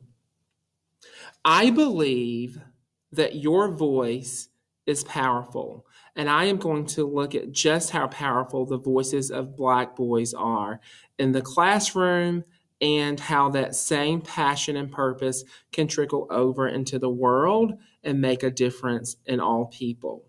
I also think that people will remember you by your voice based on circumstances, who you are, where you come from, that also allows other people to engage and connect, not only in the classroom, but also in life. So at my school, as I examined my Black males' writing, I recognized that they were poor. So I needed, as their English teacher, as a Black man myself, I needed to discover a way to help my Black male students tap into their voices. I didn't want them to feel isolated. I wanted to celebrate exactly who they are while also meeting the standards that were before us. So with that, I turned to one of the texts that I use to help guide my research called Restorative Justice in the English Classroom, in the English Language Arts classroom. And this really served as a guiding light to help me create a master plan to help my Black male students find their voice and allow their voices to be heard. So my research, as I stated, I am using Restorative Justice. Another text or a book that I use is Do You Know Enough About Me to Teach Me? And then from a writing standpoint, from a content base, I refer to the 9 rights of every writer. And these will serve as guidelines that I hope you will see strengthens the voice of the Black boys in my classroom. So as the educator, it also inspired me to allow my students the opportunity to share whenever time allowed us to do so. So hopefully as we dive into the data and you look at the samples, you will see just how rich and colorful their voices come to light when they put the pen to the paper. These are the 3 books that I just referenced, The 9 Rights of Every Reader, Restorative Justice, and Do You Know Enough About Me to Teach Me? All 3 of these books I highly recommend. They're very powerful, and they serve as a huge resource to help me receive some incredible and absolutely incredible results. So connecting through conversations, I found this piece reading Restorative Justice. And these are just the steps of how you would do this in your classroom. And really, you could do this with any type of writing if you wanted to do poetry. So we did a Connecting Through Conversations circle reading Langston Hughes' Mother to Son, but we also did it for a prompt that's called Who Are You? So the first thing that you need to know about this is that everyone is invited to bring their best selves to the circle. A part of the circle, before we get into the meat of it, is that you have to set some rules in your classroom. So some of the rules are you need to make sure that everyone is respecting the prompt. Oftentimes the prompt causes people to go down memory lane, whether that's positive or negative. It will require the teacher and the students also to really think about what the prompt is asking. Oftentimes students can be vague because they don't necessarily like to write. So number one, you'll see honor the process. And so the prompt that I use that I'm going to show you student samples was titled or Who Are You? And so this is a free write, and we're not worried about structure or style. We just want students to have the freedom to let their voices be heard and to be true to themselves. So we're going to respect the prompt, but we also need for students to speak from their heart. And if it's not your turn to speak, you have to listen with your heart and listen with respect. So when you get to the connecting circle, so after the writing time has expired, you'll have students, I have students get into groups of no more than 4, and each student shares exactly who they are. As the student is sharing their piece, the other 3 in the group, they must listen with the intent to understand, but also write down one word that resonated with them as that student was speaking. Step 3 is called lift every voice. After the connecting circle is over, each student will share their one word as they were listening to their peers read their responses. At that point, this is when the teacher comes back into a whole group setting. You want to polish, connect, and collaborate. At this point, the focal point of the teacher is to allow the student to share exactly who they are. And as you're listening, this will give you the ability to refine, sharpen, and captivate their writing skills. What I love about this last piece as the educator, it allows you to build such a significant relationship with your students, but it also allows your students to gain trust in you and recognize that it's okay to struggle because my teacher is here to help me sharpen my skills. They're going to know that because you're listening and you're also refining. You're not taking away from who they are, but you are allowing them to be their best version as they know it through their voice, which will trickle over through writing. So connection to the craft. I need for people to understand that Black boys don't fit into as many subcategories. So it's important that we make them feel welcome at our table or at their table. And here are things that teachers must do in order for the circle to connect beyond the classroom and beyond the writing. All right. Every teacher must make the student feel included, important, and intelligent. And that's also the purpose of keeping the small groups limited at 4, because it's going to allow students to develop significant relationships. And that circle can interchange from time to time. But what it does allow is for each student, especially Black boys, to feel a sense of value and credit and know that they are just as important as the next student in the classroom. And every student, and this is a big piece, should feel encouraged, empowered, and enlisted. This is powerful simply because when you know people are listening to what you have to say, you're probably going to be more open to letting your voice be heard, whether that's through speaking or writing. You'll have the ability to express exactly how you feel. Now, I like the last part, enlisted. Oftentimes, I have found that Black boys, they like to opt out of things or make an excuse.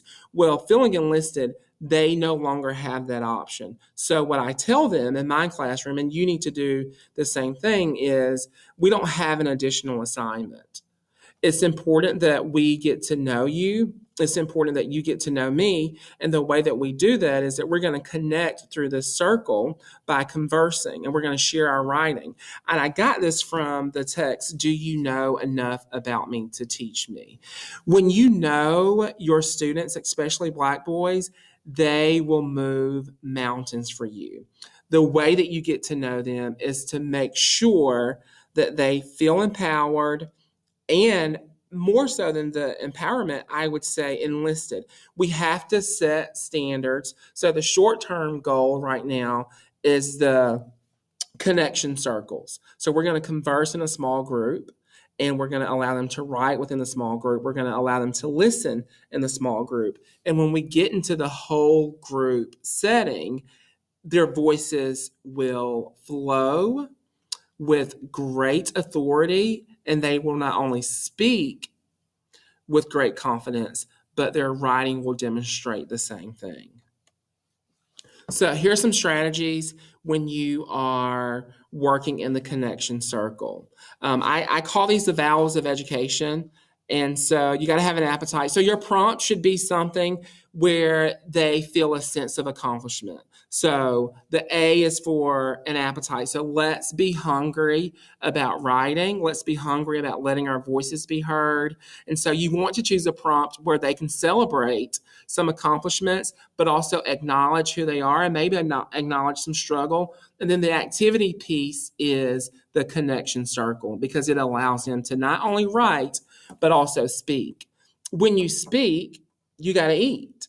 So, meaning you have to move your mouth. So, there's the sense of empowerment, encouragement, because we're listening. And in most cases, what I found is that when they're listening with the intent to understand, and when the teacher is listening with the intent to understand, the expectations rise. So the analogy that I use as an educator, and I would say this to all educators, is that can you build a house with this lumber? We don't, if we're in public school, we don't necessarily get to pick and choose our students. So I want to build the best house with the lumber that I have, the lumber being the student. So in order for me to do that, I have to make sure that my students are empowered. I have to encourage them and never lower my expectations. And there are the three I's again: included, important, and intelligent. Now, open dialogue, when wanting Black boys to find their voice, is powerful. So in the African American community, oration speaks volumes. Think about like storytelling. My face lights up because if I'm getting ready to tell a story, I am going to use my hands. I'm going to smile big if it's a story of triumph, or I'm going to show some passion if it's something that I feel very powerful about, whether it was hurt or celebration. And then we want to celebrate the obstacles. In the writing process, we know from time to time that people are going to struggle. And you're going to see this in the student samples that I'm going to show you. And it's okay. We can celebrate those obstacles because we need to go through some hardships, endure some hardships to see our masterpiece. And then the U is upbeat. So let's have unity in the classroom. That's where the listen with your heart and listen with respect and respecting the prompt comes into play, because then at that point, we will then gather a great sense of community and an understanding. And so that's when you have up standards that you want to believe that it can happen. All right. And then the Y is you're welcome. All right. So what are you doing to keep up this work? What you do is you keep the circle small. You continue with these prompts. They don't have to happen every day, but I try to do them once a week because what it does is it makes them hungry for more. And so when they come back, they're ready to let their voices be heard even more. So here's a student sample from who they are. And this particular Black male student says, sometimes I do wonder about my place in the world. My family tells me my role here is significant, but I don't agree with them. I don't know if I'll know when I find my place. Right now, I feel like a jellyfish floating in the waters, vibing. Excuse me. The last sentence, right now, I feel like a jellyfish floating in the waters, vibing. That resonates with me because this particular student would have never been able to piece this together if it wasn't for the connecting circles. He was able to listen, receive feedback, not only from his peers, but me as his educator. And though this short paragraph is probably small in its structure, the student, this is big and this is powerful. And this is just an example of how successful the connecting circles have been in my classroom amongst my Black boys. And then here's the actual prompt from another student. Who are you? Are you a good person? Prove it. Take a moment and analyze what makes you a good person. Convince your audience that you truly are a person of great character, morals, and values. Now, this was his rough draft that I want you to see here.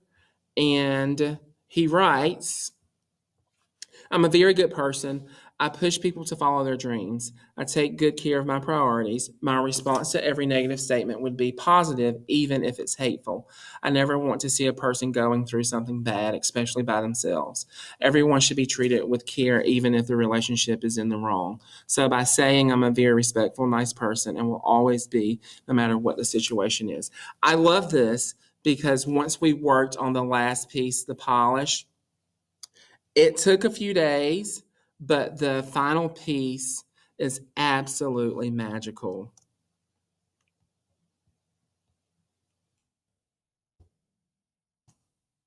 Searching for more. I'm not going to read this, but I do, as you're looking through this, I want you to pay attention to the use of vocabulary. I want you to pay attention to the imagery that's here and really honor the fact that this student took the time to really honor the process, respect the prompt, listen to the feedback and polish, and come back with such a piece that's powerful as this. Now, I'm telling you with 100% certainty that this works.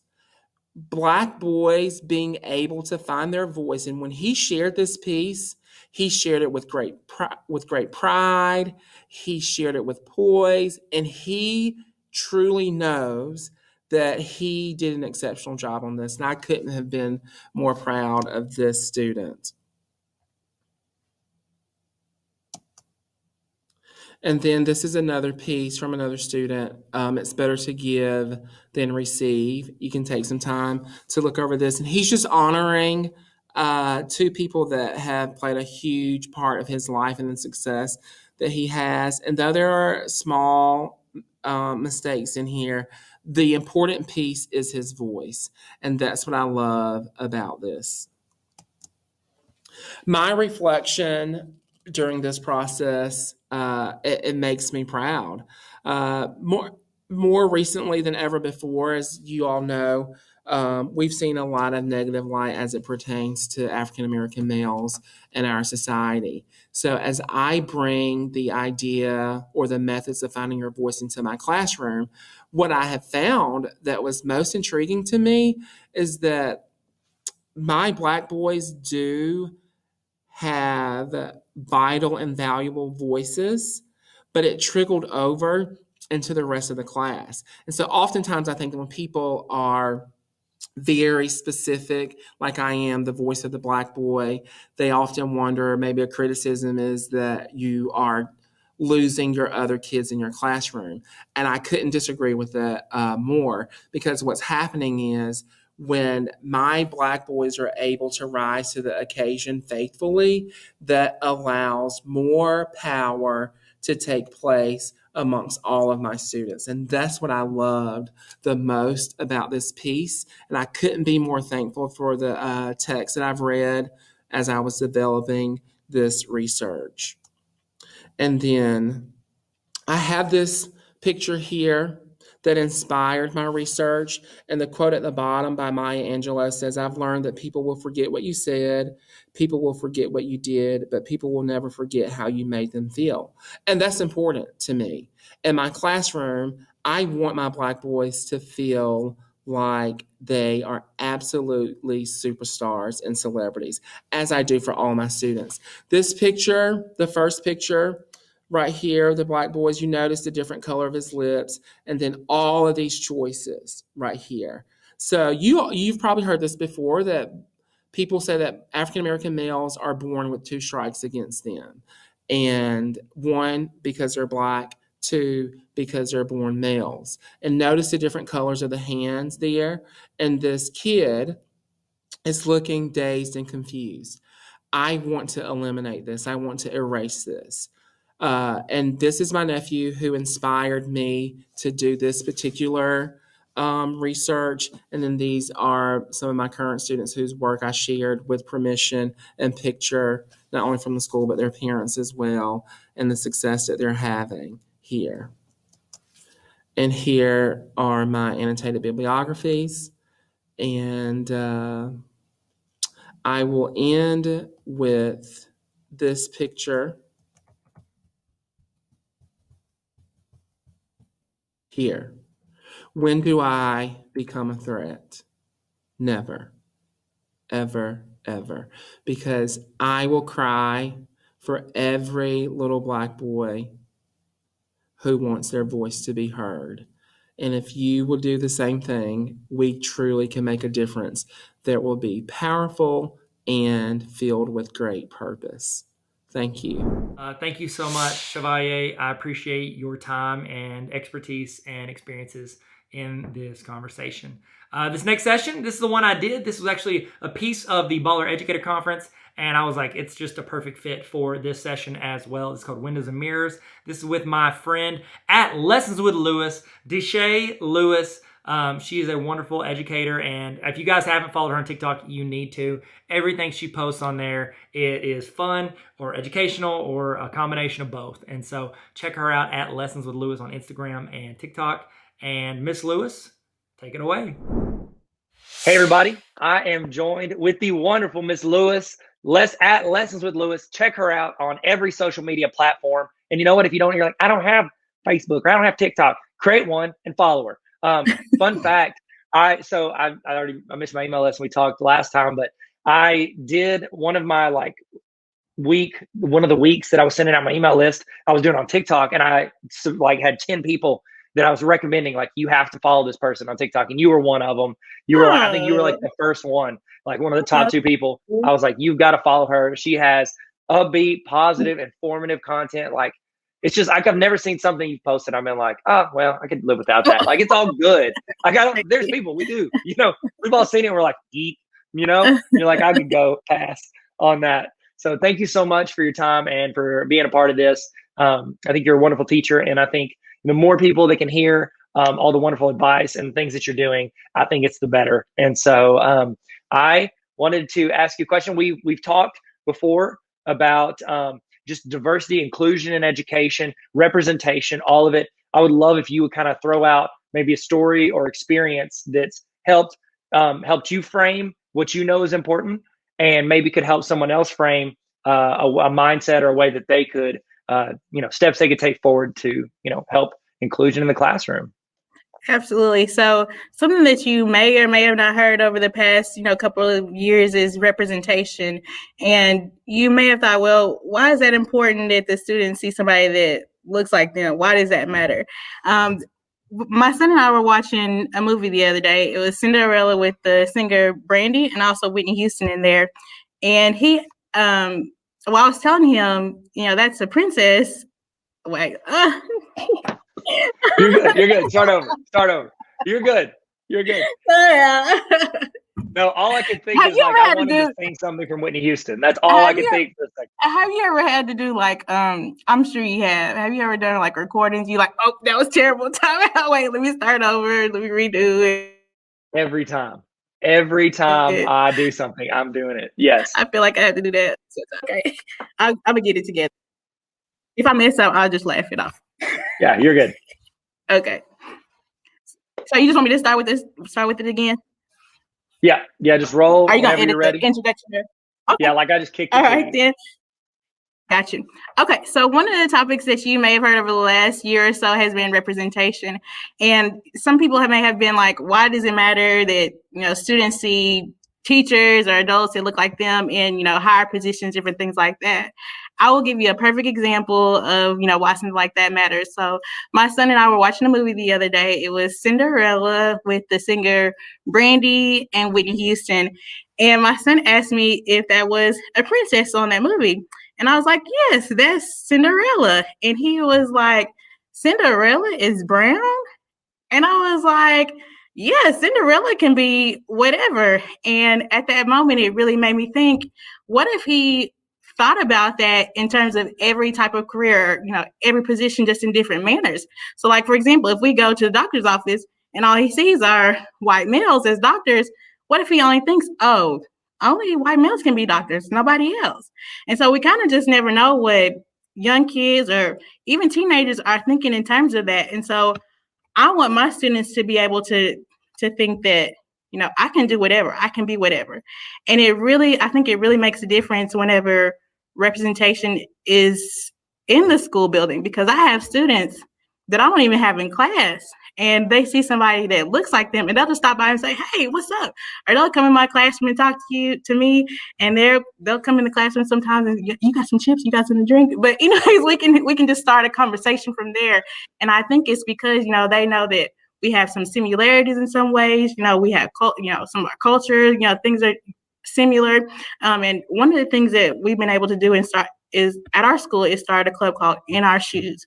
And in that club, it allows us to talk about, some things that we see, in the news. We get to talk about our culture. We get to talk about other people's cultures, how, other people view cultures, different things like that. So it really makes it, I don't know necessarily a safe space, but it makes it feel like the students are welcome and a part of school, because I didn't have anything like that when I was in school. I had maybe one teacher that was a person of color when I was in school. I never had a Black teacher or anything like that. And I feel like it does, I had wonderful teachers, but I feel like it can make a difference as far as, feeling like I can just be myself at school, or things like that. So I think representation is 100% important. 1000%. I don't know if can you get 1000%? If you can get up to 1000%, I 1000% agree. And whenever I like thinking through this and how I would be better at doing this in the classroom, like one of the things, because I'm like, well, I can't change the way I look, but how can I represent that to other people? And one of the advice I've seen, because I've done, in school, I have to do a lot of like research studies, and I have to read all these research, and it talks about how even through watching like YouTube videos, like if you're like, hey, here's an instructional video through YouTube, like students feel empathy, or like not empathy, but like they have understanding of other cultures, and it helps kind of just bridge that, like if they don't look like them, or if they do look like them, it's a better, you're creating a more rounded curriculum just by including other people. And so, what I would do is I would just be like, hey, I'm going to go find this lesson today on YouTube. And you know what? I'm going to find somebody that doesn't look like this generic dude right here. Like I'm going to go find somebody that looks different than either my students, or looks like some of my students who don't get to see their representation a lot of times in their instructors. And so do you have any other advice that teachers can do if, like, say they're trying to do that or they want to do that? Do you have any thoughts? Yeah, and that's exactly, what you said with that windows and mirrors, allowing, students to see themselves, but then also allowing other students to see other cultures. So when I'm working on presentations, for my classroom, I make sure I'm considering like, who's in my classroom? How can students relate to these people if they see them on their screen? If I am, certain months. So if we have, Native American Month, or if we have Hispanic Heritage Month, Black History Month, those are things that I'm, putting out in the hallway, creating posters about it. Women's History Month, those things that I create posters about so students can stop and read it. We have windows outside of our school or outside of our classroom, and it's so neat to see students walking by and stopping and read the information on that wall. So sharing things like that, and sometimes students may peek in and say, "Oh, I saw this out on the wall," or "I read about this." And so I think seeing those things can make a huge difference as well. Seeing the effort that the teachers make, and being genuine about it. So, and if you're not sure about how to do that, ask people if is this resource okay to share in class? Is this appropriate for me to share in class? Because you don't want it to be a situation where you think you're doing something right, and then a parent will come back and say, that's not gonna work for me. So you want to make sure, talk to somebody about it. If you don't feel, if you want to start doing something to be more diverse, but you aren't sure how to do it, I feel like, maybe have a one-on-one conversation with somebody that you feel like is willing to talk about it, with you. That is fantastic advice. And I agree. It's like, I think too, because it's like, you hear it all the time. It's like, especially, if somebody's trying to do something, it's like, and somebody views it a certain way, we're judging others based on their actions, and we judge ourselves based on our intentions. And it's like, that's right. If you go out and it's like, you might be trying your best to do something good, but then it comes off a certain way, and it's just because you didn't do the prep work leading into it. Exactly. And so I completely agree. And I think run stuff by people that you trust, and that people that, can have a voice in that, and just make sure you're not going to go out and say something that you don't understand, even if you're not intending to. So I think it's fantastic. Any other thoughts or advice that you have for teachers or administrators to help, be more inclusive, or even just be more considerate of other people as they do their daily job. Because that's the thing. I think a lot of people, it's not that they're trying to be rude or trying to be inconsiderate. It's just like in the process, they don't have to think about it, so they don't think about it. Do you have any Yes. other thoughts or advice? I will how people do say better? it makes a huge difference when administrators are aware of the diverse needs of the students, and are aware when, maybe PD needs to be taught, or maybe we need to have a sit down with the staff and we need to talk about, what's going on. Maybe we're seeing a certain group of students, consistently with lower scores. What are we doing to making sure that we are really helping all students? But when it starts at that top level and administrators are aware, I think it makes a huge difference in the environment of the school, and making a movement to making sure that we are really, being inclusive with our education system. Yeah.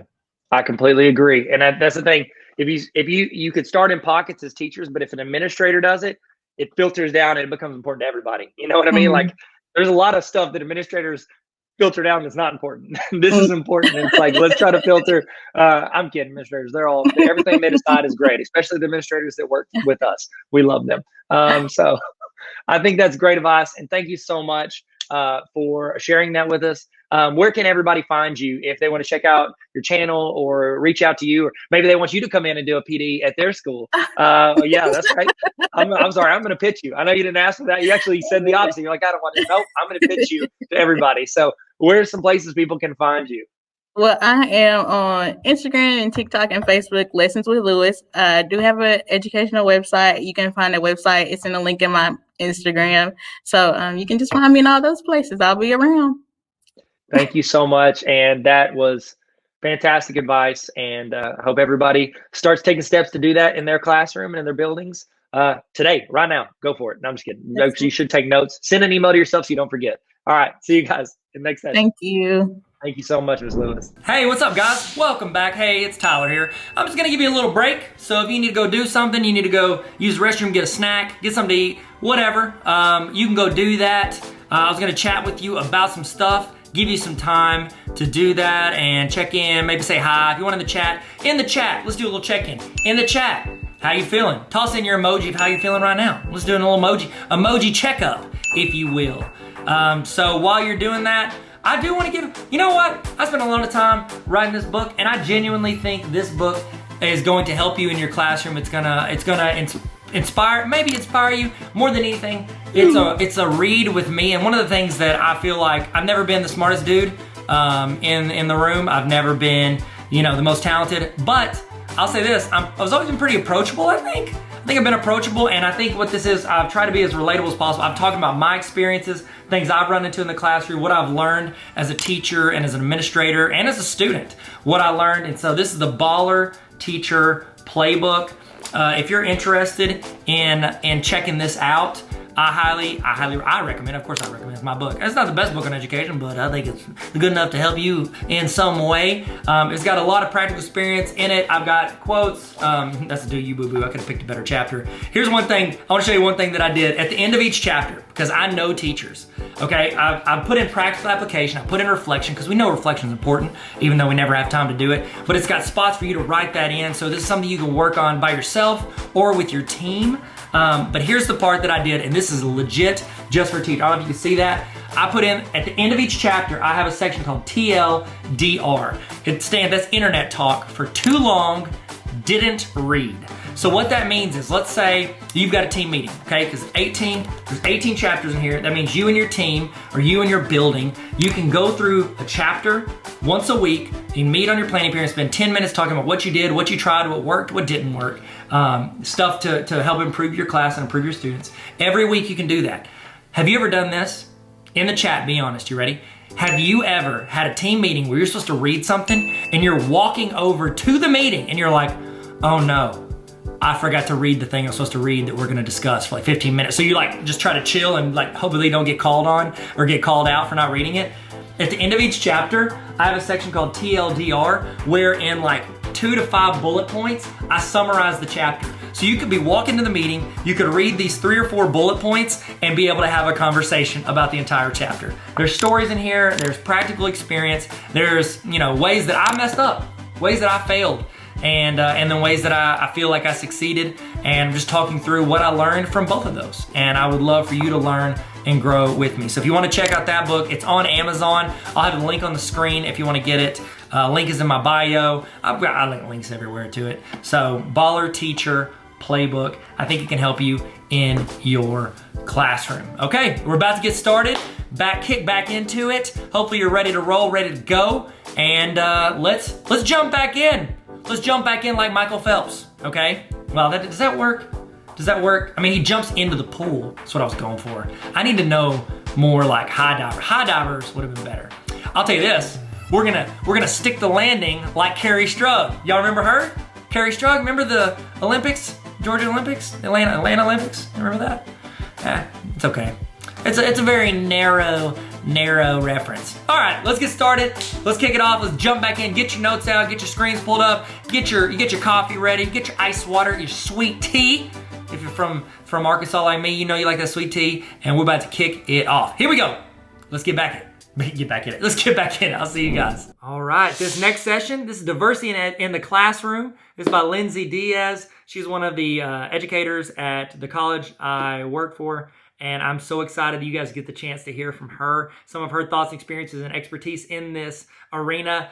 She's just got some really cool, she's got a cool background with learning and then empowering people through this conversation. So I'm excited about Ms. Diaz and everything she's going to bring to the table. So Ms. Diaz, take it away. Here we go. Hi guys, my name is Lindsay Diaz and I have been an educator for over 20 years in a variety of ways. I have taught everything from 5th grade art all the way to college history, a little of everything in between. I've also been an assistant principal, and right now I am the history instructor for NLC College, working with Tyler Tarver, which is how you got me here. So today I want to talk to you guys about diversity in your classroom, which is a really important thing. I'm going to share my screen. I'm using StreamYard, sorry. I'm using StreamYard. If you've never used this, it's a great tool for your classroom. So forgive me if I'm looking down for just a minute while I get my screen loaded up here. Here we go. Diversity in the classroom. I'm going to talk about a variety of different things in this, and hopefully you'll glean something that, I just used the word glean. That's one of those money words, glean. It's like something fancy. So you just got my fancy word, glean. There it is. Go ahead, take it. Use it as you see fit. Totally fine. Anyways, we're going to talk about diversity in the classroom. And it's probably a little more than what you've thought about. Some of the stuff I know you've already done, because great teachers who are doing professional developments are already utilizing most of these things in their classroom. That's what makes you a great teacher. Look at you. Gold star. Boom. Gold star for all of y'all starting out. Love it. I love it. I love it. Okay. So why does diversity matter? Because our classrooms are mini versions of the real world. When students come into your classroom, whether it's an elementary classroom, high school, college, it doesn't matter. Even if you're teaching adults, what you create, the culture you create in your classroom, is reflective of the world around us. When students get out into the real world, they're not going to have everybody look exactly like them, think exactly like them. Even if there are a lot of similarities, all of us grew up in different homes. Each home has a different culture. We have some weird cultures in our family, traditions, even, if you will. Things like, we like to jump in either the lake or the pool in February just to say we did it. It's real cold. We get right back out. But it's one of our family traditions. It's part of our culture. But you may have students that Dia de los Muertos is part of their tradition. You may have students that Juneteenth is a part of their tradition. In fact, that's all of our tradition, because that's American history.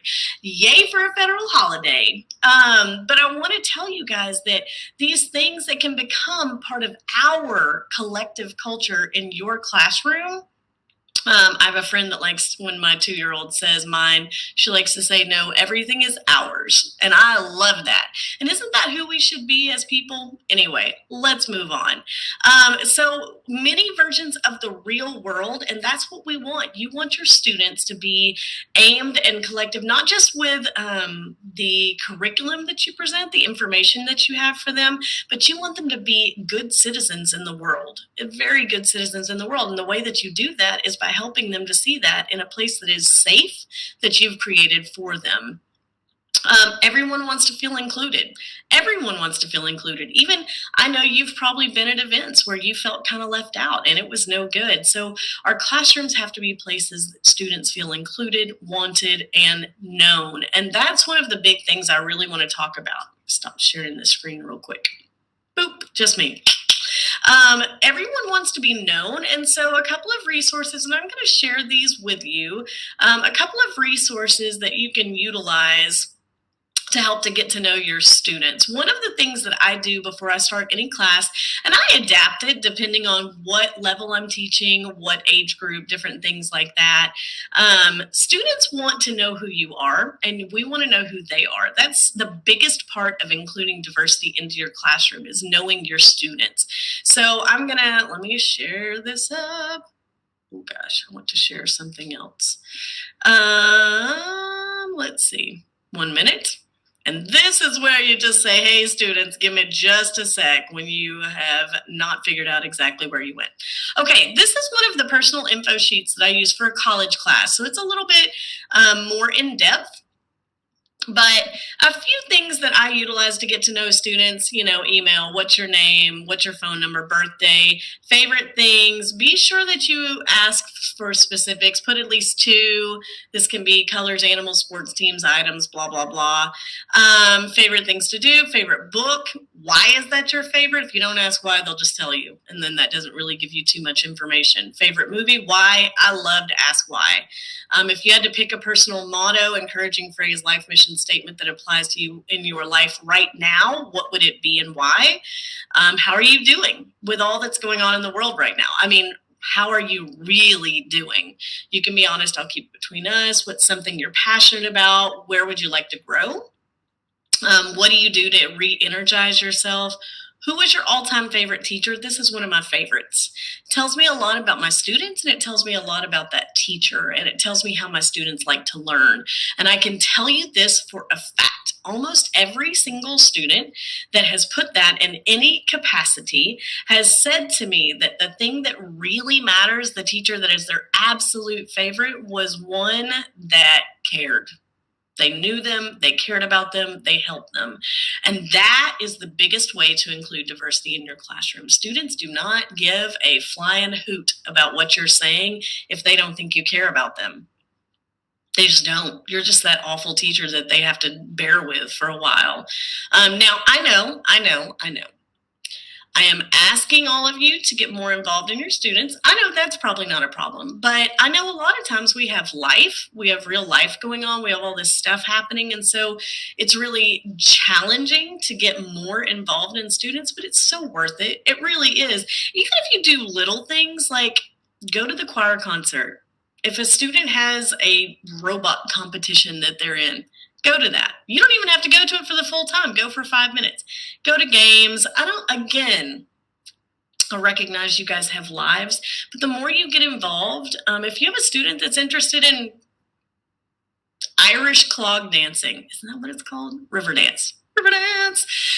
If they are into river dance, then go to their river dance performance. You might learn something cool. I used to work at a school where we did a Latin themed month where we supported all kinds of dances. If you guys have never seen Aztec machete dancers, look it up. It's so cool. Mexican machete dancing, so cool. Or La Bruja, the dance where they put a lit candle on their head and dance around. Oh my goodness, it's so much fun. Look up some things that your kids are into and go check it out. If a kid's in jiu-jitsu, go watch them wrestle fight. Ooh, I'm not really clear on what jiu-jitsu is. Wrestle fighting. Is that the Brazilian dance thing? Like the Brazilian dance fighting? Oh, I think that would be awesome. I don't think that's it, but you know what I'm talking about, people. You know. But students, the time that you give them, even if it's a little bit, be an Odyssey of the mind coach. These little things that you give them in off time is what counts, because you showed up in some time other than your immediate classroom time. My students know that I will show up at stuff and that I am there to support them, that I think that what they're doing is awesome. Because it is. And how many times have I learned something cool from what I went and watched? How many times have I seen something I didn't know was even a thing?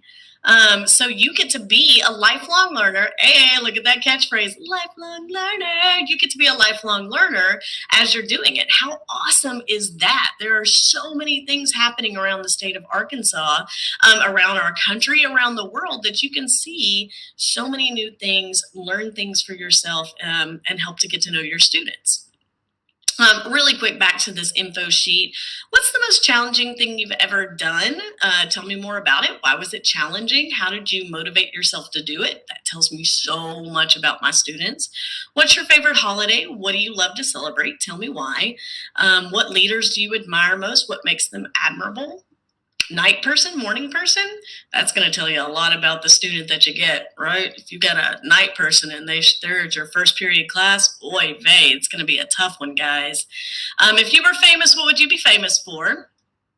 My daughter says it would be for helping people or something like that. If you went to jail, what would it be for?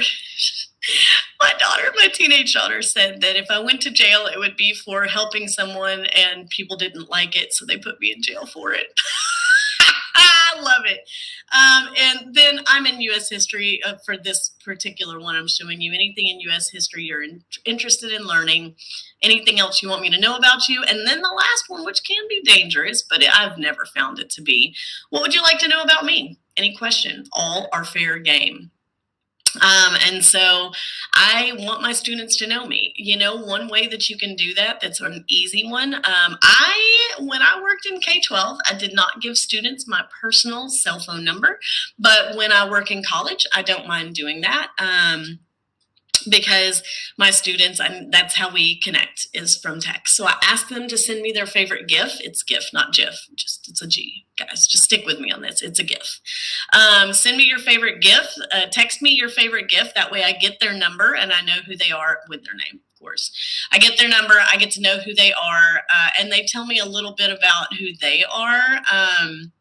Because of their favorite GIF. So that one's a really fun one. I forgot to load mine up here for you guys, but it's James Harden going and then walking off. It's one of my favorites. I send it for all kinds of stuff, but it tells you something about who your students are.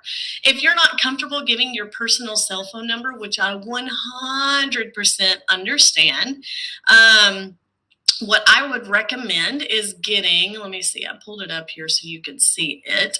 There's an app called Google Voice. Let me see, let me load that puppy up here real quick. Share screen, oh gosh. Here we go, Google Voice. It's on the App Store. You can put it directly onto your phone. And when you add Google Voice, what it does is it basically it gives your phone a new phone number. So you can use Google Voice. The students can text you, call you, parents can text and call you. It will come to your personal cell phone, but it will not be your personal number. So if you want an easy way to connect with students, you can do that. Though be careful about sharing personal things of that nature. I lean towards things like Remind or Group Me, stuff like that. It's always just kind of a safe bet to go with that. But really getting to know your students, that's the key to diversity in your classroom. You don't know where your kids come from until you find out more about them. And so as you find out more about them, you're going to figure out what they care about. You're going to be able to differentiate your teaching. You're going to have different teaching styles. One of my kids is a kinesthetic learner. He is not going to learn if you give him something to listen to, particularly. I am a visual learner. I have to read it. My husband's always trying to read me stuff, and I'm like, can you just hand it to me? Let me read it. I don't even know what you just said. Nothing got in. It didn't click at all. So you've got to teach to those different teaching styles. That's one part of diversity, but you also need to know your students. And to do that, you need to know a few things. You need to know your school. What is your school about? What's it? What is it? What are the key things about your school that matter? What are the missions of your principal? What are the things that drive your building? The things that are important. I've worked in schools that were hardcore supportive of sports and all of the activities. They were like, I mean, they were the Patriots and they meant it. And I've worked at schools that didn't give a flip about any of the athletics or things like that. It just wasn't their focus. In my high school, we had a huge theater program. It was a really big deal. And that was something that was important. That's what I was involved in, was theater. I don't know if you can tell, my husband's like, oh man, theater comes back out again. I'm like, oh, now you. You need to know your city and your region. Where do you live? What's important to your city and region? What's important to the people in your neighborhood or the neighborhood that school is in? What is important to your state? You need to know Arkansas. What matters to us? What's going on? The natural state. If you're science, whoosh, take those babies outside. It is gorgeous in this state, and there are so many things that you have access to that you can go and experience live there in the middle of it. Know your country and know your world. What's going on in the world matters to these kids. You may think that kids are just knee deep in TikTok and Snapchat and everything else, but the reality is they care about what's happening in the world. This generation cares. They really do. And they want to know that we care about what they care about. They want to know that we are invested and interested in those things. Do you have to keep up with everything in the world? No, of course not. Do you have to keep up with everything in the country? No. But you do need to know what matters to your students. You do need to know what's going on, because if you don't, you're going to miss out. And it's a perfect opportunity to learn some things about them, learn some things that matter to them, and then how to integrate that into your classroom. Just the nitty-gritty basic ways to introduce some of those things is to bring multicultural references into your curriculum. If you're teaching math, well, find a mathematician that was a person of color. If you are teaching science, find people, scientists from all over the world, from all different races and ethnicities that are doing things. Introduce students to the world. I don't know if you can tell the pictures behind me. This is reversed, so it's weird to point wrong which direction is which. The pictures behind me on this one over here, this is all pictures of Peru. I have a friend that lives in Peru, and so I've been there. So I include pictures of Peru. The pictures that I chose there are a few personal ones. I don't know if you can tell up there. There's my friend and I in the very far corner, if you can see her. She lives in Peru right now. But I included a lot of things that are indigenous to Peru. You can see a lady in some traditional outfit wearing an alpaca. I bet some of her clothes are made from alpaca fur. She is not wearing an alpaca. The alpaca is next to her. I've got a picture of Machu Picchu, different things like that, so my students can experience different cultures, regions, areas. What does it look like there? On this other one, I've been to Rwanda about 4 times. A lot of this is the students that I've worked with while I was there, but it also has pictures of the city. I included, different regions, different areas. What do things look like in those different places? Because students want to know. They're really interested. I can't tell you the number of students that have come to look at these pictures and said, these people look like me, or what is that like, or what is that house, or how did they do that? I love that. Include little things, even what you wear. My earrings are from Uganda. And so a lot of students ask about my earrings. And I'm like, oh, these are from Uganda. And I can tell them where I got them. You can do little things like that that make students feel included. You can get involved in stuff that they care about. Our kids care about sports. Get involved in what kind of sports they like. One of my friends, she teaches 3rd grade, and she loves the Razorbacks. She loves the Razorbacks. She was a cheerleader on the squad back in the day, and her entire classroom is covered in Razorback gear. So find those things that they're interested in. Whenever I just decorate a classroom, I always have quotes, so many quotes from people from all kinds of backgrounds and races and ethnicities, quotes that inspire and tell them something about how they can be something more, how they can create. You have to create a culture that is interested in your students. If you don't know the first thing about TikTok, learn about it. They are all over TikTok. Find the new TikTok trends. If you don't have time for that, just ask some teens. They'll tell you what's new. There's some new thing where they do some kind of, I don't know, they stick their arm out and they do some kind of motion. I don't know what it is. But my daughter knows about it. She was like, I was like, what are y'all doing? Oh, we did this thing for the TikTok picture. So if somebody asked me, like the other day, my husband was like, oh, hey, this NBA player took a picture with his hand like that. So we were relevant, like, so our teens don't think we're old and stuff.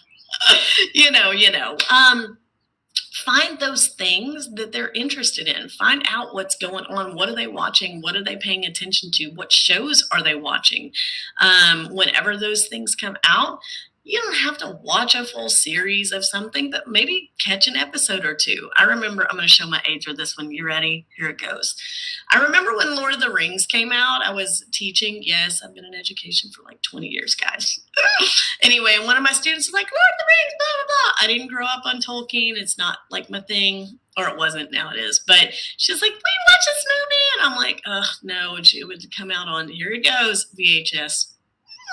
Anyway, and she's like, will you watch this if I bring it? And I'm like, oh, I'm not into that kind of stuff. And she's like, just watch it. I'm like, okay, sweet girl. So she brings it, I pop it in, I watch it. I'm like, oh, that was really good. And so like just by doing those little things that students are interested in, she actually made me a Lord of the Rings fan. But also I was connected to something that mattered to her. And that counts. That's important. Those things are very, very important.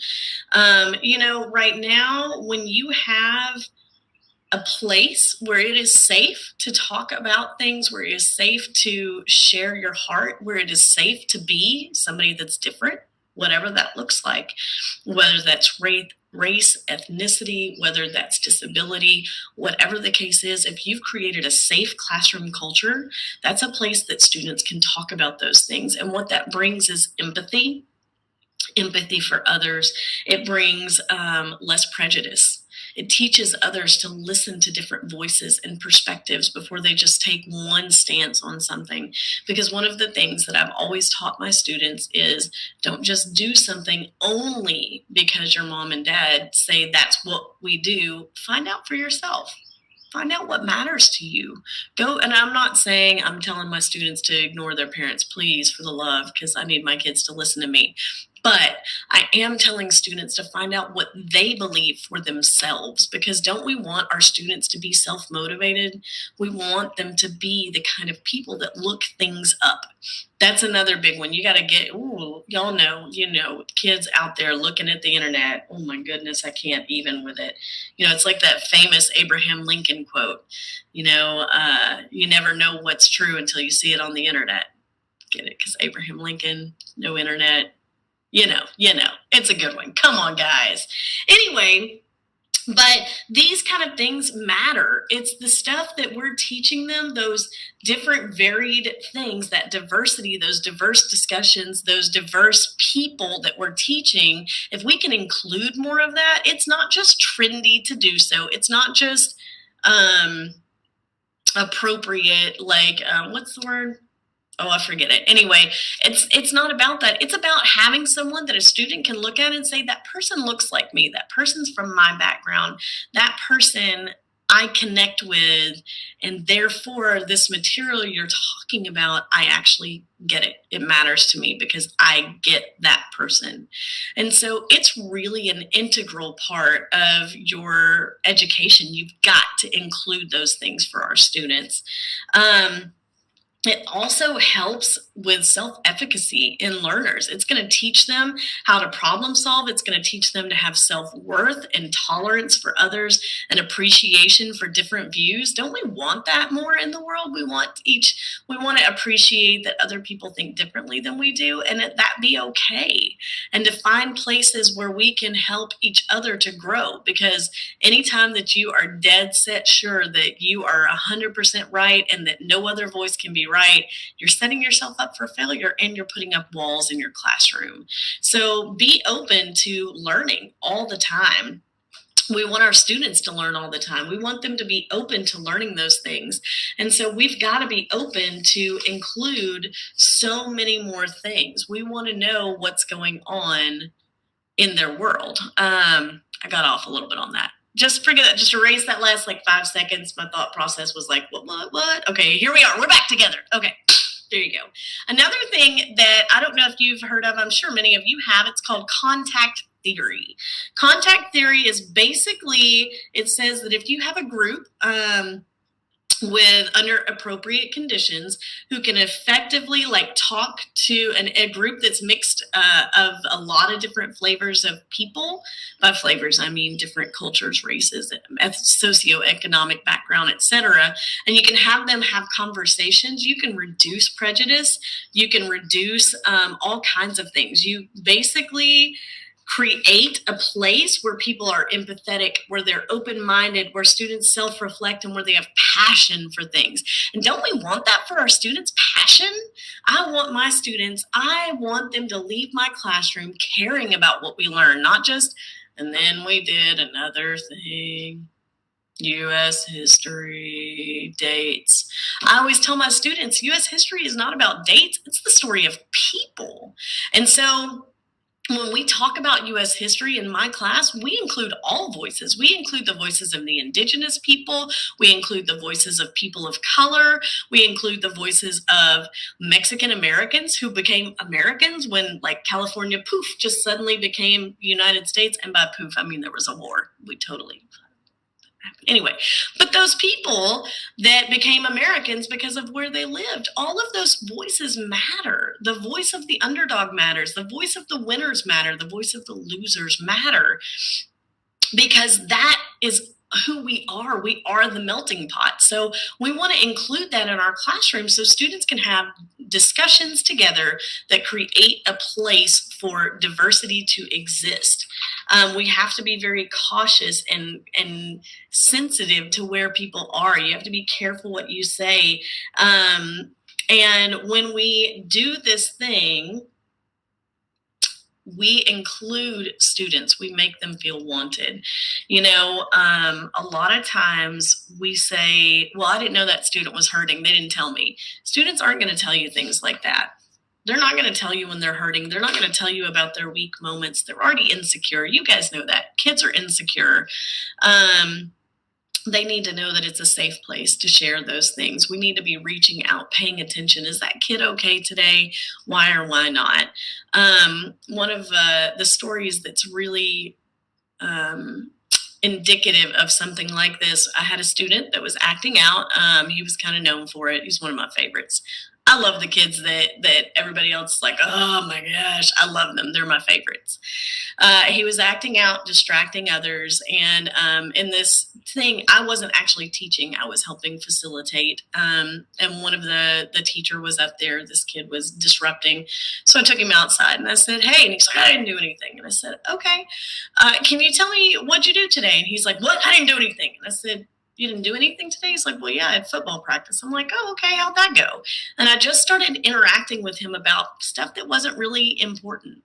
What was your day like? What was football practice like? What do you like about football? Blah, blah, blah.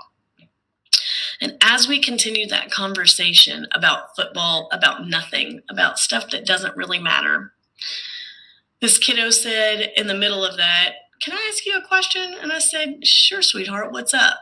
And he said, can you tell me why so many people that look like me are getting killed?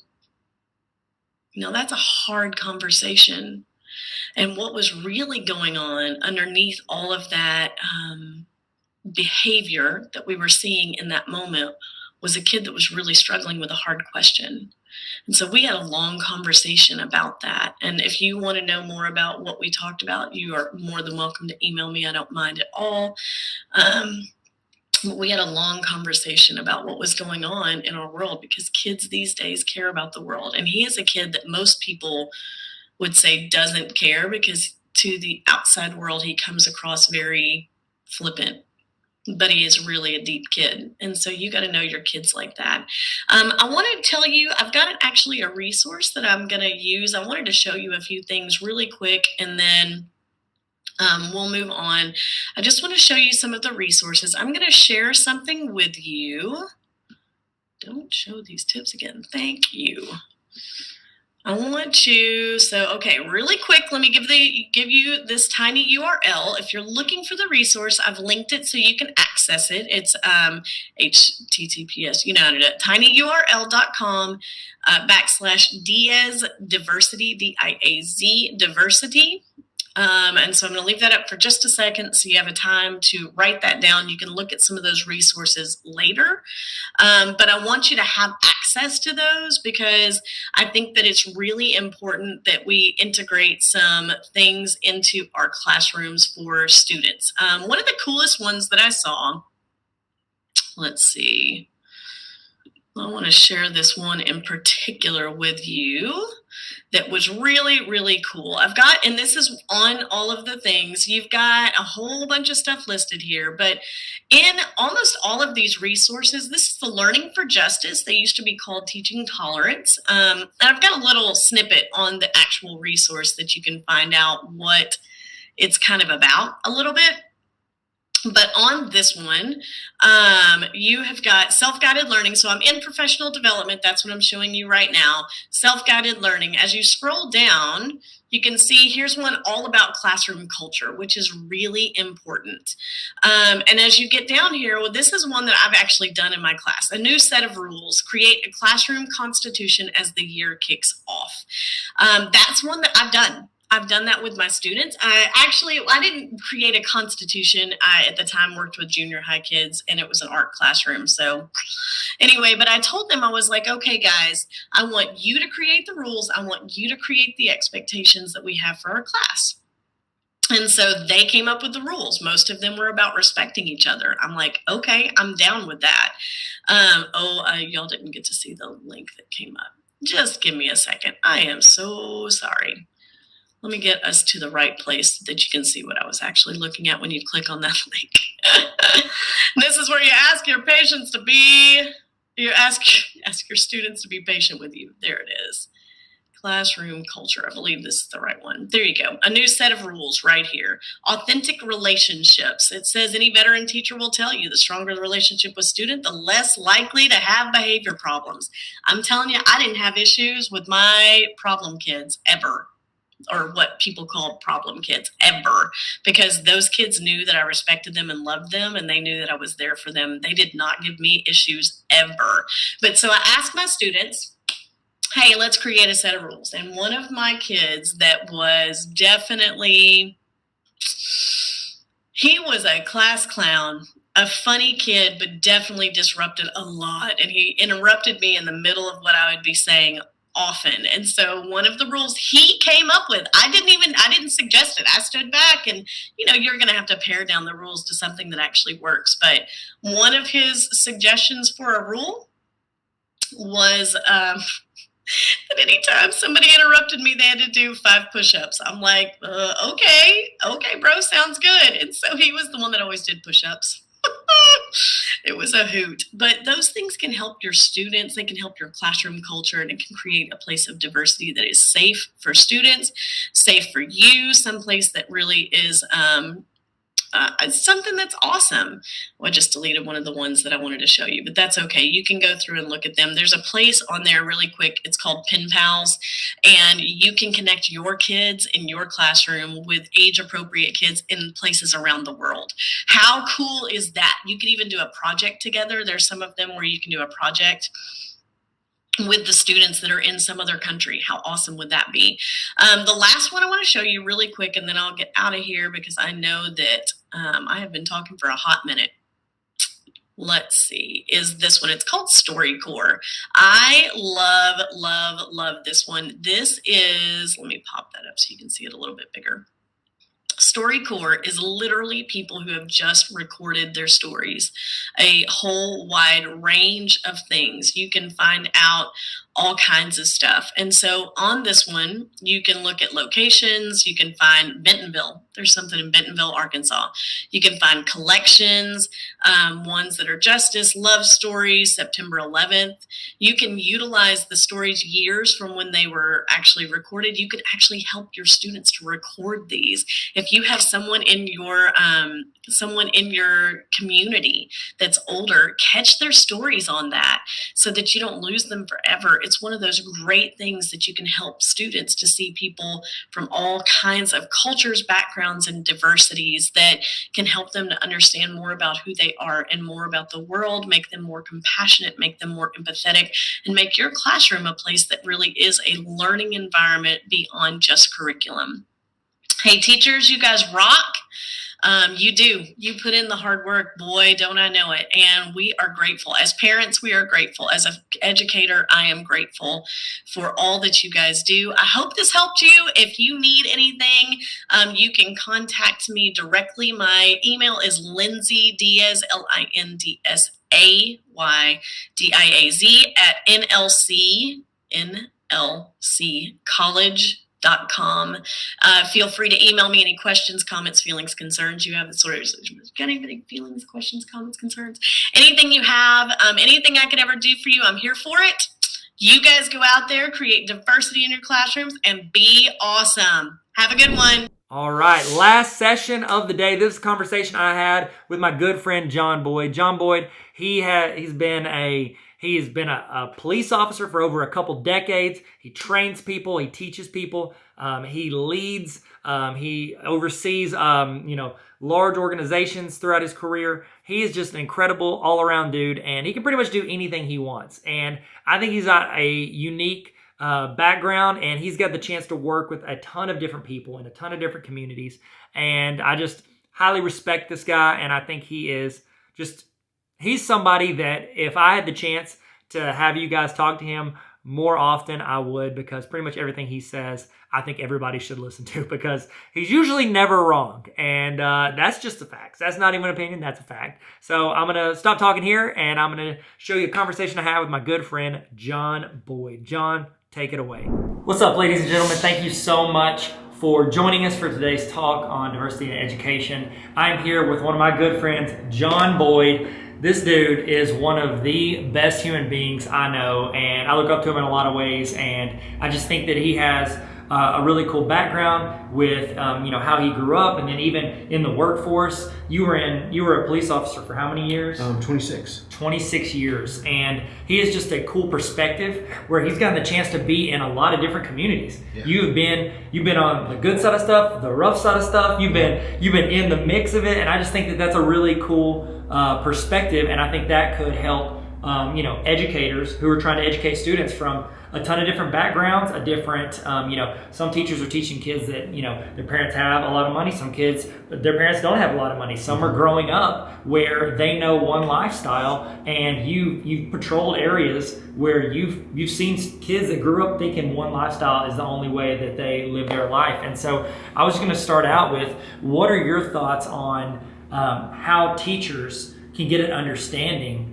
of what a lot of these young people are growing up in, because you patrolled areas where it was rough. Like, what are some mindsets that they need to be aware of, whereas it might not come natural for them to think about because they didn't grow up in that. It's not a world that they're comfortable with or they know. So, man, for me, it's just being able to relate. If you're unable to relate, communicate. So communication to relation works both ways. Someone told me some years ago to collect the dots before you start to connect the dots. So, man, sitting there, no one likes a liar in the fact that you're trying to sympathize with me with something that you don't even have sympathy for, or something that you don't have information for. You've never lived that, or you've never experienced that. So what I really need from you more than anything, other than I don't want your sympathy. I want you to be able to communicate with me. Yeah. Just listen to what I'm saying. If you can't relate, just say, hey, I don't know what that feels like. Yeah. Honestly, I've never been in that predicament. I've never been in that situation. No one has ever treated me that way. No one has ever said those things to me.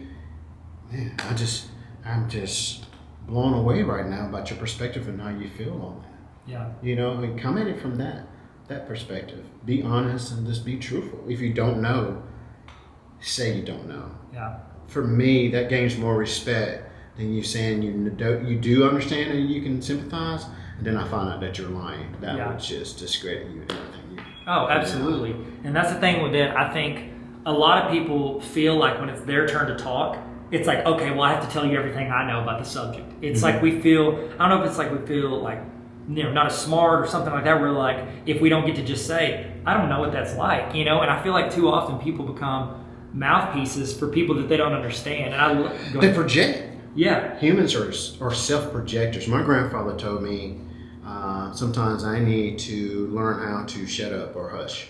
I've heard that a few times in my life too. I've heard that a few times. Just because there's something that can be said or something that you can say doesn't mean necessarily that it has to come out of your mouth. Yeah. Sometimes you need to be comfortable with being quiet. Yep. And I think when people are talking to us about their issues or their problems and things like that, it's okay for us to not say anything, at least until they finish. Yep. Especially if we don't understand or we can't relate. Don't sit here and say, well, I watched Mrs. Doubtfire and I understand. No, you don't. I don't know why I said that. No, that's a great reference. That's one of the Robin Williams all-time great movies. But you know what I mean? Incredible. Be comfortable with saying, I don't know. Yeah. And be comfortable with not having a solution to their problem. Yeah. Yeah. And I think for educators, that's hard, especially because they're used to being the ones that stand in front of students and have all the answers. Yep. It's like, I see that, and I know it's a stretch, but it's like with technology, a lot of teachers are afraid to incorporate technology because they're afraid a student's going to ask a question that they don't know the answer to. Mm-hmm. And so whenever, you know, if you build up that culture in your class, like with what you're talking about, like if a student says something and that teacher's afraid they don't know, they need to be able to reflect that and be like, you know what, I don't understand that experience, or I don't understand that. Can you But you know how explain much credit that would give a teacher if she told the truth and said she didn't know? Yeah. You know what I mean? How much more validity that she would have with not just that student, but that student would go to another student, and that student would go to another student, and they say, hey, Mrs. Such and Such, she's cool. She's this, she's that. Mr. Such and Such, he said this and he said that. I was able to be able to relate with him, not in the situation or the circumstances I have, but in communication. Yeah. Which it tears down the barriers and walls of everything. Oh, I absolutely agree. I love you said a quote earlier. You said collect the dots before you connect the dots. Mm-hmm. I love that. And you know, I talk a lot about rapport. Like if you're going to build rapport, you have to understand the students, get to know what they like. You don't have to like all their shows, because let's be honest, a lot of the stuff that students like is pretty dumb, right? Mm-hmm. Okay, young people, it's like their brains are still working. You know, they don't watch and listen to the high level intellect stuff that we listen to, right? I bet y'all don't read Smithsonian magazine, right? Like we do every day. All day. I mean, goodness the gracious. paperback version. Okay, are you serious right now? Because I was joking. No, I'm straight up serious. Okay, I don't do that. I listen to some podcasts though. Does that count? I guess. Okay, thanks. I'm gonna start. You're making me start up my game. I'm gonna listen to Smithsonian podcasts. Okay, so whenever you talk about collecting the dots, it's like even if you don't like it or you're not into it or maybe that's not an experience you had, collecting those dots means hear their experiences and then you can start connecting those. It's like if I'm trying to get my curriculum to you to make you care about Pythagorean theorem, I gotta know, okay, where are you coming from, and then how can I connect that? What is some advice you have for teachers in getting those dots? So for me, teachers are okay with teaching, but they're not okay or comfortable with being taught. Yeah. Oh, that happens a lot. I have run into that too. But you went to school to learn how to be a teacher, right? Yep. So you were being taught. So for me, I've oversaw training for the last couple of years of my last stint of my career. And when I started doing training, my predecessor was like, hey, you go up there and you tell them to do this, when, where, and how. And you set the standard for the room, and they have to adapt and learn how you teach. Well, I was like, okay, but that wasn't how I learned anything. But hey, that was the guy who was teaching me. So that's when I went in the room, and like 85% of that academy class failed. Because they're just hearing you shout at They're them. just like hearing what me it is. shout at them. And I had to learn that I had to adapt to the room and to the students and not have the students adapt to me. Yeah. So I had to learn how to set the environment for them to be conducive for them to learn. Everybody knows there's so many different types of ways of learning, but if you don't cover them all while you're teaching, you're losing half the class. Yep. And so what I had to do was change my perspective or my view on how I was teaching or how I was instructing. You know, I had to be open to so many different ways, critiques, criticisms, but most importantly, learning how to read my room, if they were paying attention or they were not, before they even took a test and failed it. But communicating with them, man, it all goes back to verbal and nonverbal communication. It just, you're gonna get what you project out. Yep. And if you're getting something and that's not what you want, that's on us as influencers, and that's on us as teachers. Yeah, I completely agree. And you said something there where you read the room and you can tell. I taught high school math for a long time. I've seen a lot of rooms where kids aren't paying attention. Okay, and you're doing a lot of trainings where it's training people how to like hold a firearm, how to protect themselves, how to stay safe. What are some ways? Because that's interesting to me. But I could see where you're sitting in a room, and especially if you've got like people that are police officers, a lot of them might think, oh, I know everything. You know, I don't need you to teach me. What's he going to teach me? What are some tricks that you use when you see that room and they're disengaged or they're not paying attention? What are some ways that you try to like lean in, get their attention in that rapport? Do you have any tips for anybody? Then for me, I had to learn not to be so confined to what I was teaching and to my notes. There was better ways for me to get the information out. And better ways for them to receive the information for me just standing up there at the board or with my PowerPoint. Yeah. You know, one of the things I used to tell officers on patrol is don't let your patrol vehicle be your coffin. Yeah. Meaning don't just be riding around in your patrol vehicle all the time and never get out to relate to the people that you're trying to help in your community. I did the same thing as a teacher. Don't let that front of my classroom be my coffin. Yeah. So get out, walking throughout the classroom. If you see people that's disengaged, try to put your lesson plan to something that they're able to relate to. Sometimes, man, cutting a couple jokes or do a distraction yourself and get the room laughing. And I know people say, oh, once I lose control, I lost control. But sometimes they need you to break the ice for them. You know, and able for them to start to be able to relate or hear the things you say. So sometimes when I see anybody that's disengaged, I wouldn't go to the person that was on their phone or was reading something. I go to the person next to them that was engaged. So, hey man, listen, have you ever had this happen to you or had any experience or knowledge in this, either in law enforcement or out of law enforcement? 9 times out of 10, that person who's not paying attention sees that I'm talking to that person right beside them, and they're thinking, what? I'm next. Yeah, I'm next. I need to pay attention so I can know what the answer is. I need to pay attention. I need to pay attention. And then that person answers that question or demonstrate whatever I'm talking about. And then I go back to the front of the room. And then I'll say something and do something else and just keep trying to captivate them. At one time, all my PowerPoints was just words. Yeah. I just turn around and just read words. Yeah. And so just adding in videos, adding in clips, adding in personal experience. Yes. If I don't have personal experience, I interview someone who had that subject expert matter in what I was talking about. But it was me interviewing that person with a personal experience. Yeah. So it gave what I was talking about credit, but it gave me credit too, because I'm the one sitting there doing the interview. So they're able to see me in that situation as well too. So sometimes you just got to throw the material that you're giving away and restructure it and reformat it and make it so it's so enjoyable and so digestible that they don't have a choice but to retain it when they walk out of the room. That's good. It's like the difference between going with like putting the content first and then make your audience second, and you're switching it, making your audience primary and then everything else is secondary that you wrap around it. Mm-hmm. That makes a lot of sense. I like that. So I wanted to get your perspective on this. So I know that like if you're patrolling or if you're out and you're a police officer and you're in your whole thing, they know you're a police officer and you're walking around, you're trying to build rapport with community members. You're trying to build rapport with people and trust with people as an authority figure. Educators, I know that we don't like we're probably not like, we don't get to carry a gun, but we still are like a position of authority. Mm-hmm. How are some tricks and tips you have for connecting with people as an authority figure? Like, what are some ways educators can break those barriers where it's like a student might be like, oh, that's the teacher, don't talk too much or they're gonna send you to the office. You know what I mean? Like, Yeah, for me, it's just don't be so robotic. okay. You know, I'm Officer Boyd. Yeah. How can I help Can you do the to- robot though? You're allowed to dance. You know what I'm saying? Stop doing that. Break yourself away from the mold or the stereotype from being an authority. You know, you should be able to walk in a room and have a commanding presence about yourself without having a frown on your face or without you saying, I'm in control, right? Or I'm the authority in the room. Yeah.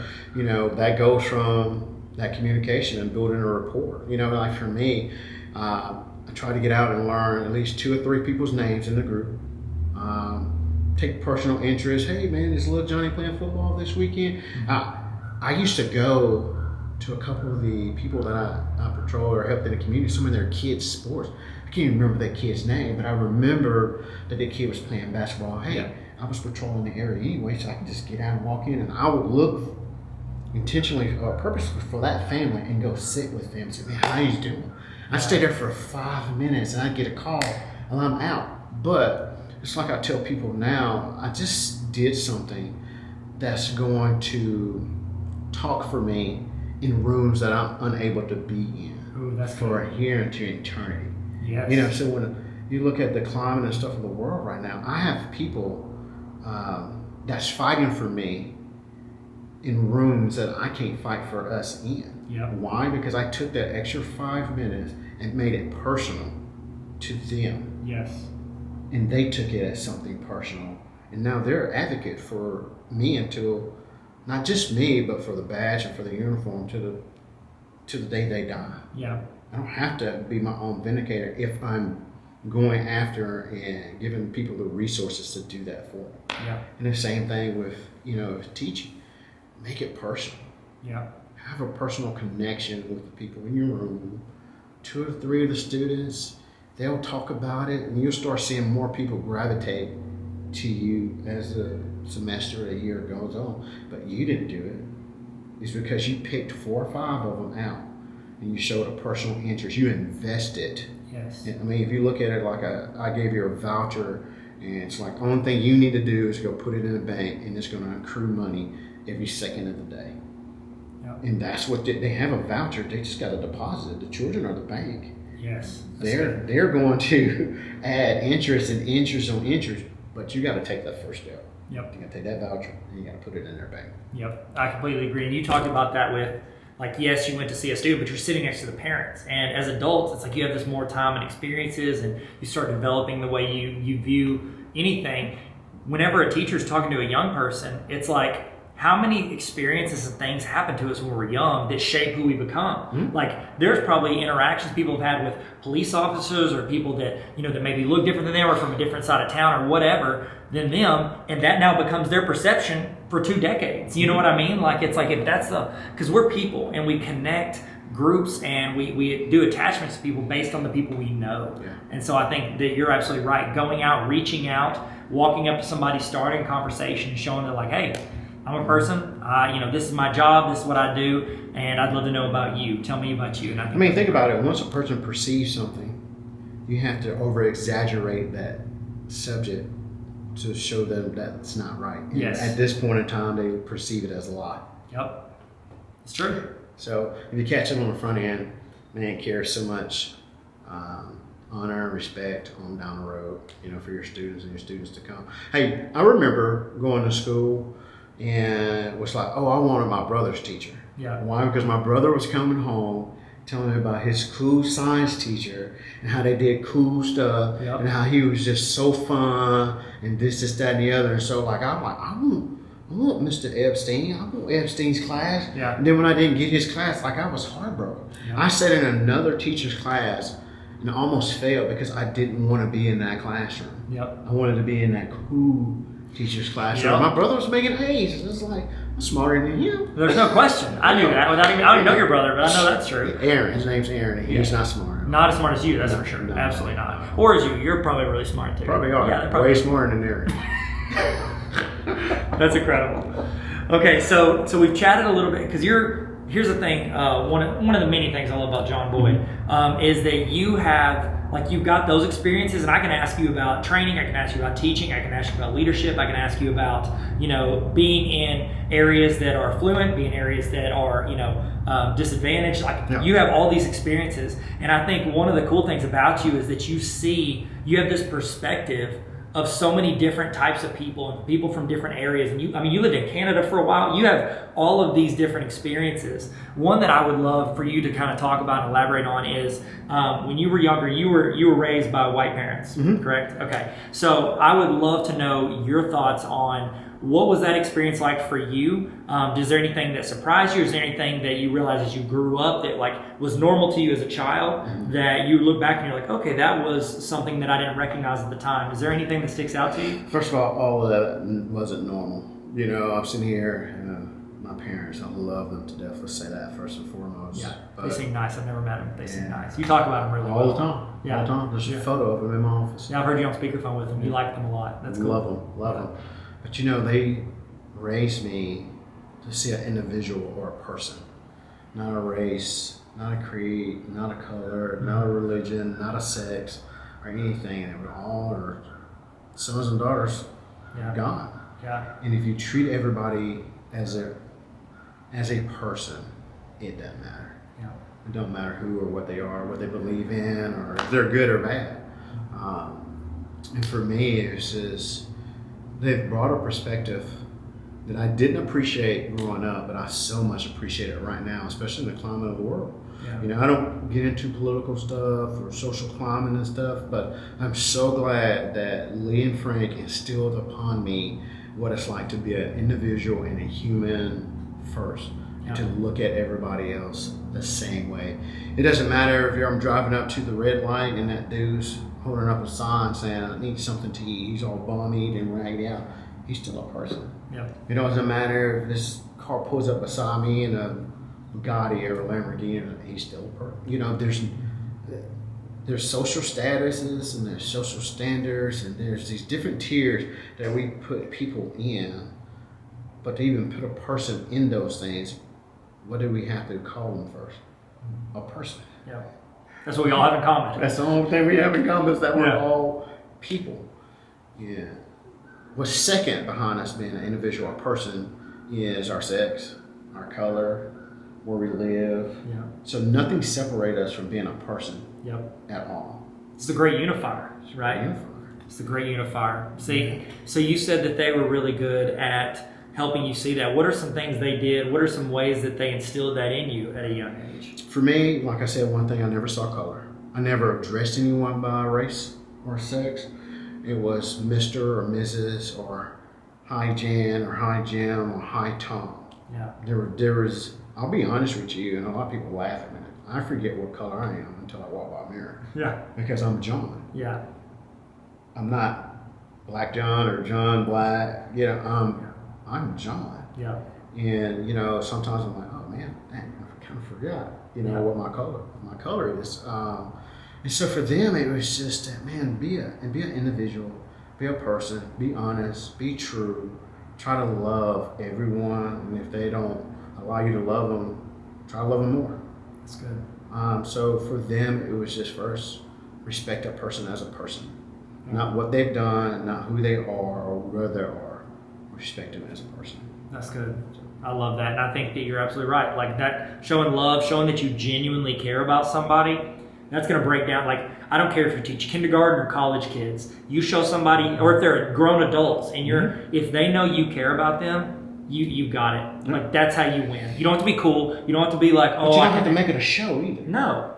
You know what I'm saying? If you're in a classroom and there's two kids in there it's from a certain, let's not say demographic, but a certain stage in life where their parents don't have a lot of money, or they're struggling, or they're on assistance or anything like that, you don't have to bring attention to it, because I bet you every kid in that classroom already knows. Probably. They already know. Yeah. And by you bringing unwarranted attention to it, it's just going to embarrass them already more than what they're already embarrassed by even sitting in. I mean, just think about it. the guts it took for them to even just walk in the classroom, because they've dealt with this all their life. Yeah. They've dealt with the kids laughing and picking on them on the bus or before they come in the classroom. The classroom is supposed to be the only safe environment that they have before they go back into the wilderness of the hallway to try to make it to the next class. Yeah. So you treated them that way, they don't want to come out to school. No. They don't need you to put that label on them, okay? Because other people are going to try. What you need to do is show them they're a human being, they have value, and that you care about them, and you're trying to help them in some way. You don't need to go up to them, "Oh, little Johnny, did you eat today?" The classroom is going to bust out laughing. Yeah. Or they're going to talk about it after you leave. Whenever you're not around, they can't get in trouble for it. Yep. Absolutely agree. So you're pushing that kid further and further and further away. Absolutely. I love it. I mean, I don't love that. I love connecting with students so that doesn't happen. So thank you so much for talking with us, John. Thank you for pouring into educators, all around the world. Are there any parting thoughts, any things you want to leave anybody with?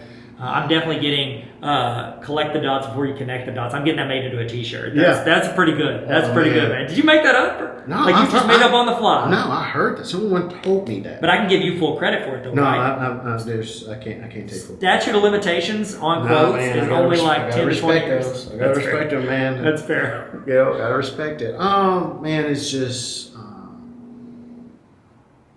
to be your best, you have to do your best. Ooh, that's good. And if you're not doing your best, do something else. Do something else. Do something else. Go do something else. I love that. That thing, fake it till you make it. No. That don't work. No. If you're a teacher and you hate what you're doing, you hate teaching people, you hate being in front of that classroom. I'm not a personable person. I'm not a people person.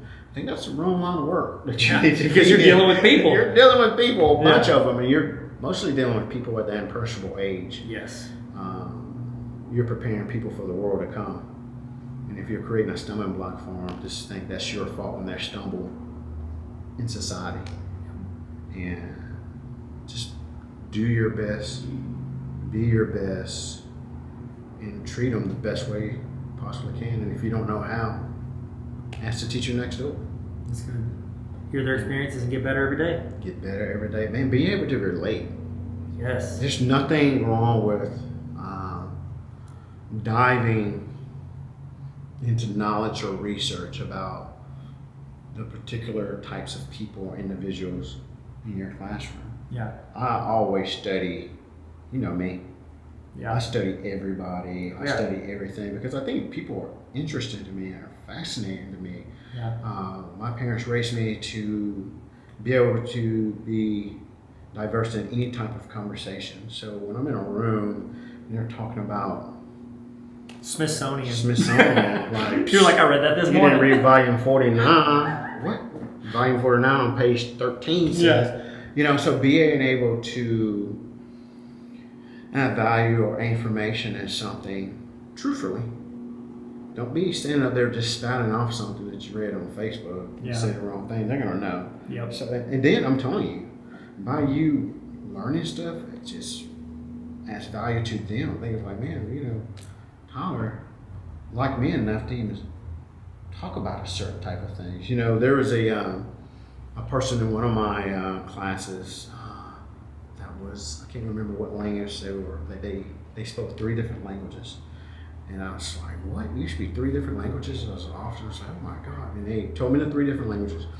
And every other day when they were in the academy, I tried to get them to teach me a word. Every day from a language. From a different language. Just one word. I'm going to start off with myself. Yeah. I don't compute that kind of stuff. I'm not good at it. I'm not good at it. So give me one word that I can hold fast and true to, but it just add value. And then they started learning and growing. That's cool. You showed you care enough to learn what they had, so they were showing that they wanted to learn what you had. So that's pretty cool. I love it. I love it. John, thank you so much for your time, and I thank you so much for pouring in educators. Mm-hmm. You're the best, man. For real. Try. Number 1. Y'all need something, call me. Call me. I give you Tyler's number. and then we'll put you on 3-way call, we'll figure it out. We'll figure it out. And then we'll all start a podcast together. Yeah, let's do a podcast. No, we've done a podcast together. Yeah, we sure Remember did. that? Yeah. That was a while back. I know, we need to do that. Well, what did we do it on or when? When? It was like 2 years ago. Well, we did it for Neil. Neil left, remember? We did one with Neil. We did 2 with Neil. We did one on the range. Yep, we do. That's right. We made that video. That video on the range. That's right. And then we did one in your office about was it drugs? Yes, it was the opioid stuff. We sure Yes. did. Okay, you want to check that out? Explain Everything podcast featuring John Boyd. Right. That's what's up. Thank you guys so much, and I'll see you here in a little bit. Have a good day. Peace. We did it. We did it. We learned something. Did you learn something today? In the chat, I want you to put the thing that you are taking away from today. Put one thing in the chat right now that you have learned or that you have realized or that's reinforced something you think. Put that one that I like to call this the golden nugget. Put the golden nugget from today in the chat. And that way, if somebody's missed it or they checked in, go ahead and you guys can copy paste what other people put. If there's some advice, you can screenshot it. Get this. I want you to throw in the best thing you learned today. It's like a best of highlight reel for your favorite thing that happened during this training. Toss that in the chat right now so we can share and grow together. Okay, we're about to do the evaluation. Before we do, I want to remind you, if you want access to this entire training at any time throughout the year, not just these live broadcasts, you can join the Tarver Academy Honor Roll. How'd I do this? Hey guys, Tarver Academy Honor Roll. It's like Netflix for teachers. Netflix for teachers, because you have resources, you have templates, you have PDs, trainings. It's literally like a library of trainings, and then access to ask questions, to request resources that I build and send out to teachers all around the world. So tarveracademy.com/honor roll if you want to join the greatest community on the planet. And I'm not biased at all. I mean, all of us, you're on the honor roll. You want to be on the honor roll? Sick. Let's all be on the honor roll. And I'm a dean, so keep me on the dean's list. Hey, that works. Okay. All right. Now it's time for your evaluation. I'd love to get your thoughts on what you thought for this, but also I'm going to send you a certificate saying that you sat through this training. You put in the time. You wanted to learn. You wanted to grow. You wanted to get better. This is going to be a certificate that I'm going to email to you. What I need you to do is I need you to go to the link on the screen or hover over the QR code with your phone. Get your phone out, hover over it. It's going to ask you a few questions. If you don't get this, it means that you put your email address in wrong. Make sure, please do not rush this. Type your email address in correctly. Please, I'm begging you, because if not, you're gonna email me, I never got my certificate. It's because your email address is wrong. Type in your email address correctly, fill it out, fill out your name, make sure you capitalize, make it look good, because it's gonna fill in to the certificate from this. So I need you to put this in correctly, please. Okay, go there, we're gonna walk you through it. Go into this, click on the link, or you can't click on the link because it's on a video. Type in the link on your computer or type it in on your phone or whatever device you have. Scan the QR code, fill it out. I'm gonna send you a certificate with a timestamp on it saying what time you ended. You have proof from earlier if you sent in to the other link of what time you started. And then you also got your notes and all the stuff you've learned, your screenshots, all of that to show your administrator or whoever, your spouse. You show your friends, show people on the streets, all the learning that you did. You can frame that certificate. I think we're all getting framed. You get a frame? I'm getting framed. I'm gonna put it up on my shelf. I got too much stuff on my shelf already. So look at this, Lonzo Ball rookie card. If you got any, by the way, you got any basketball cards you want to sell? Hit me up. I've been slightly obsessed with basketball cards, and I apologize for bringing it up. Look at this. This is all Lonzo Ball. Lonzo Ball, I mean, he's the GOAT. Everybody says it. Who's in the chat? Who is your favorite basketball player of all time? I'd love to know. If it's Lonzo Ball, it's quite the coincidence because I had it sitting on my desk. If not, it's probably this guy. Probably this guy right here. See that guy?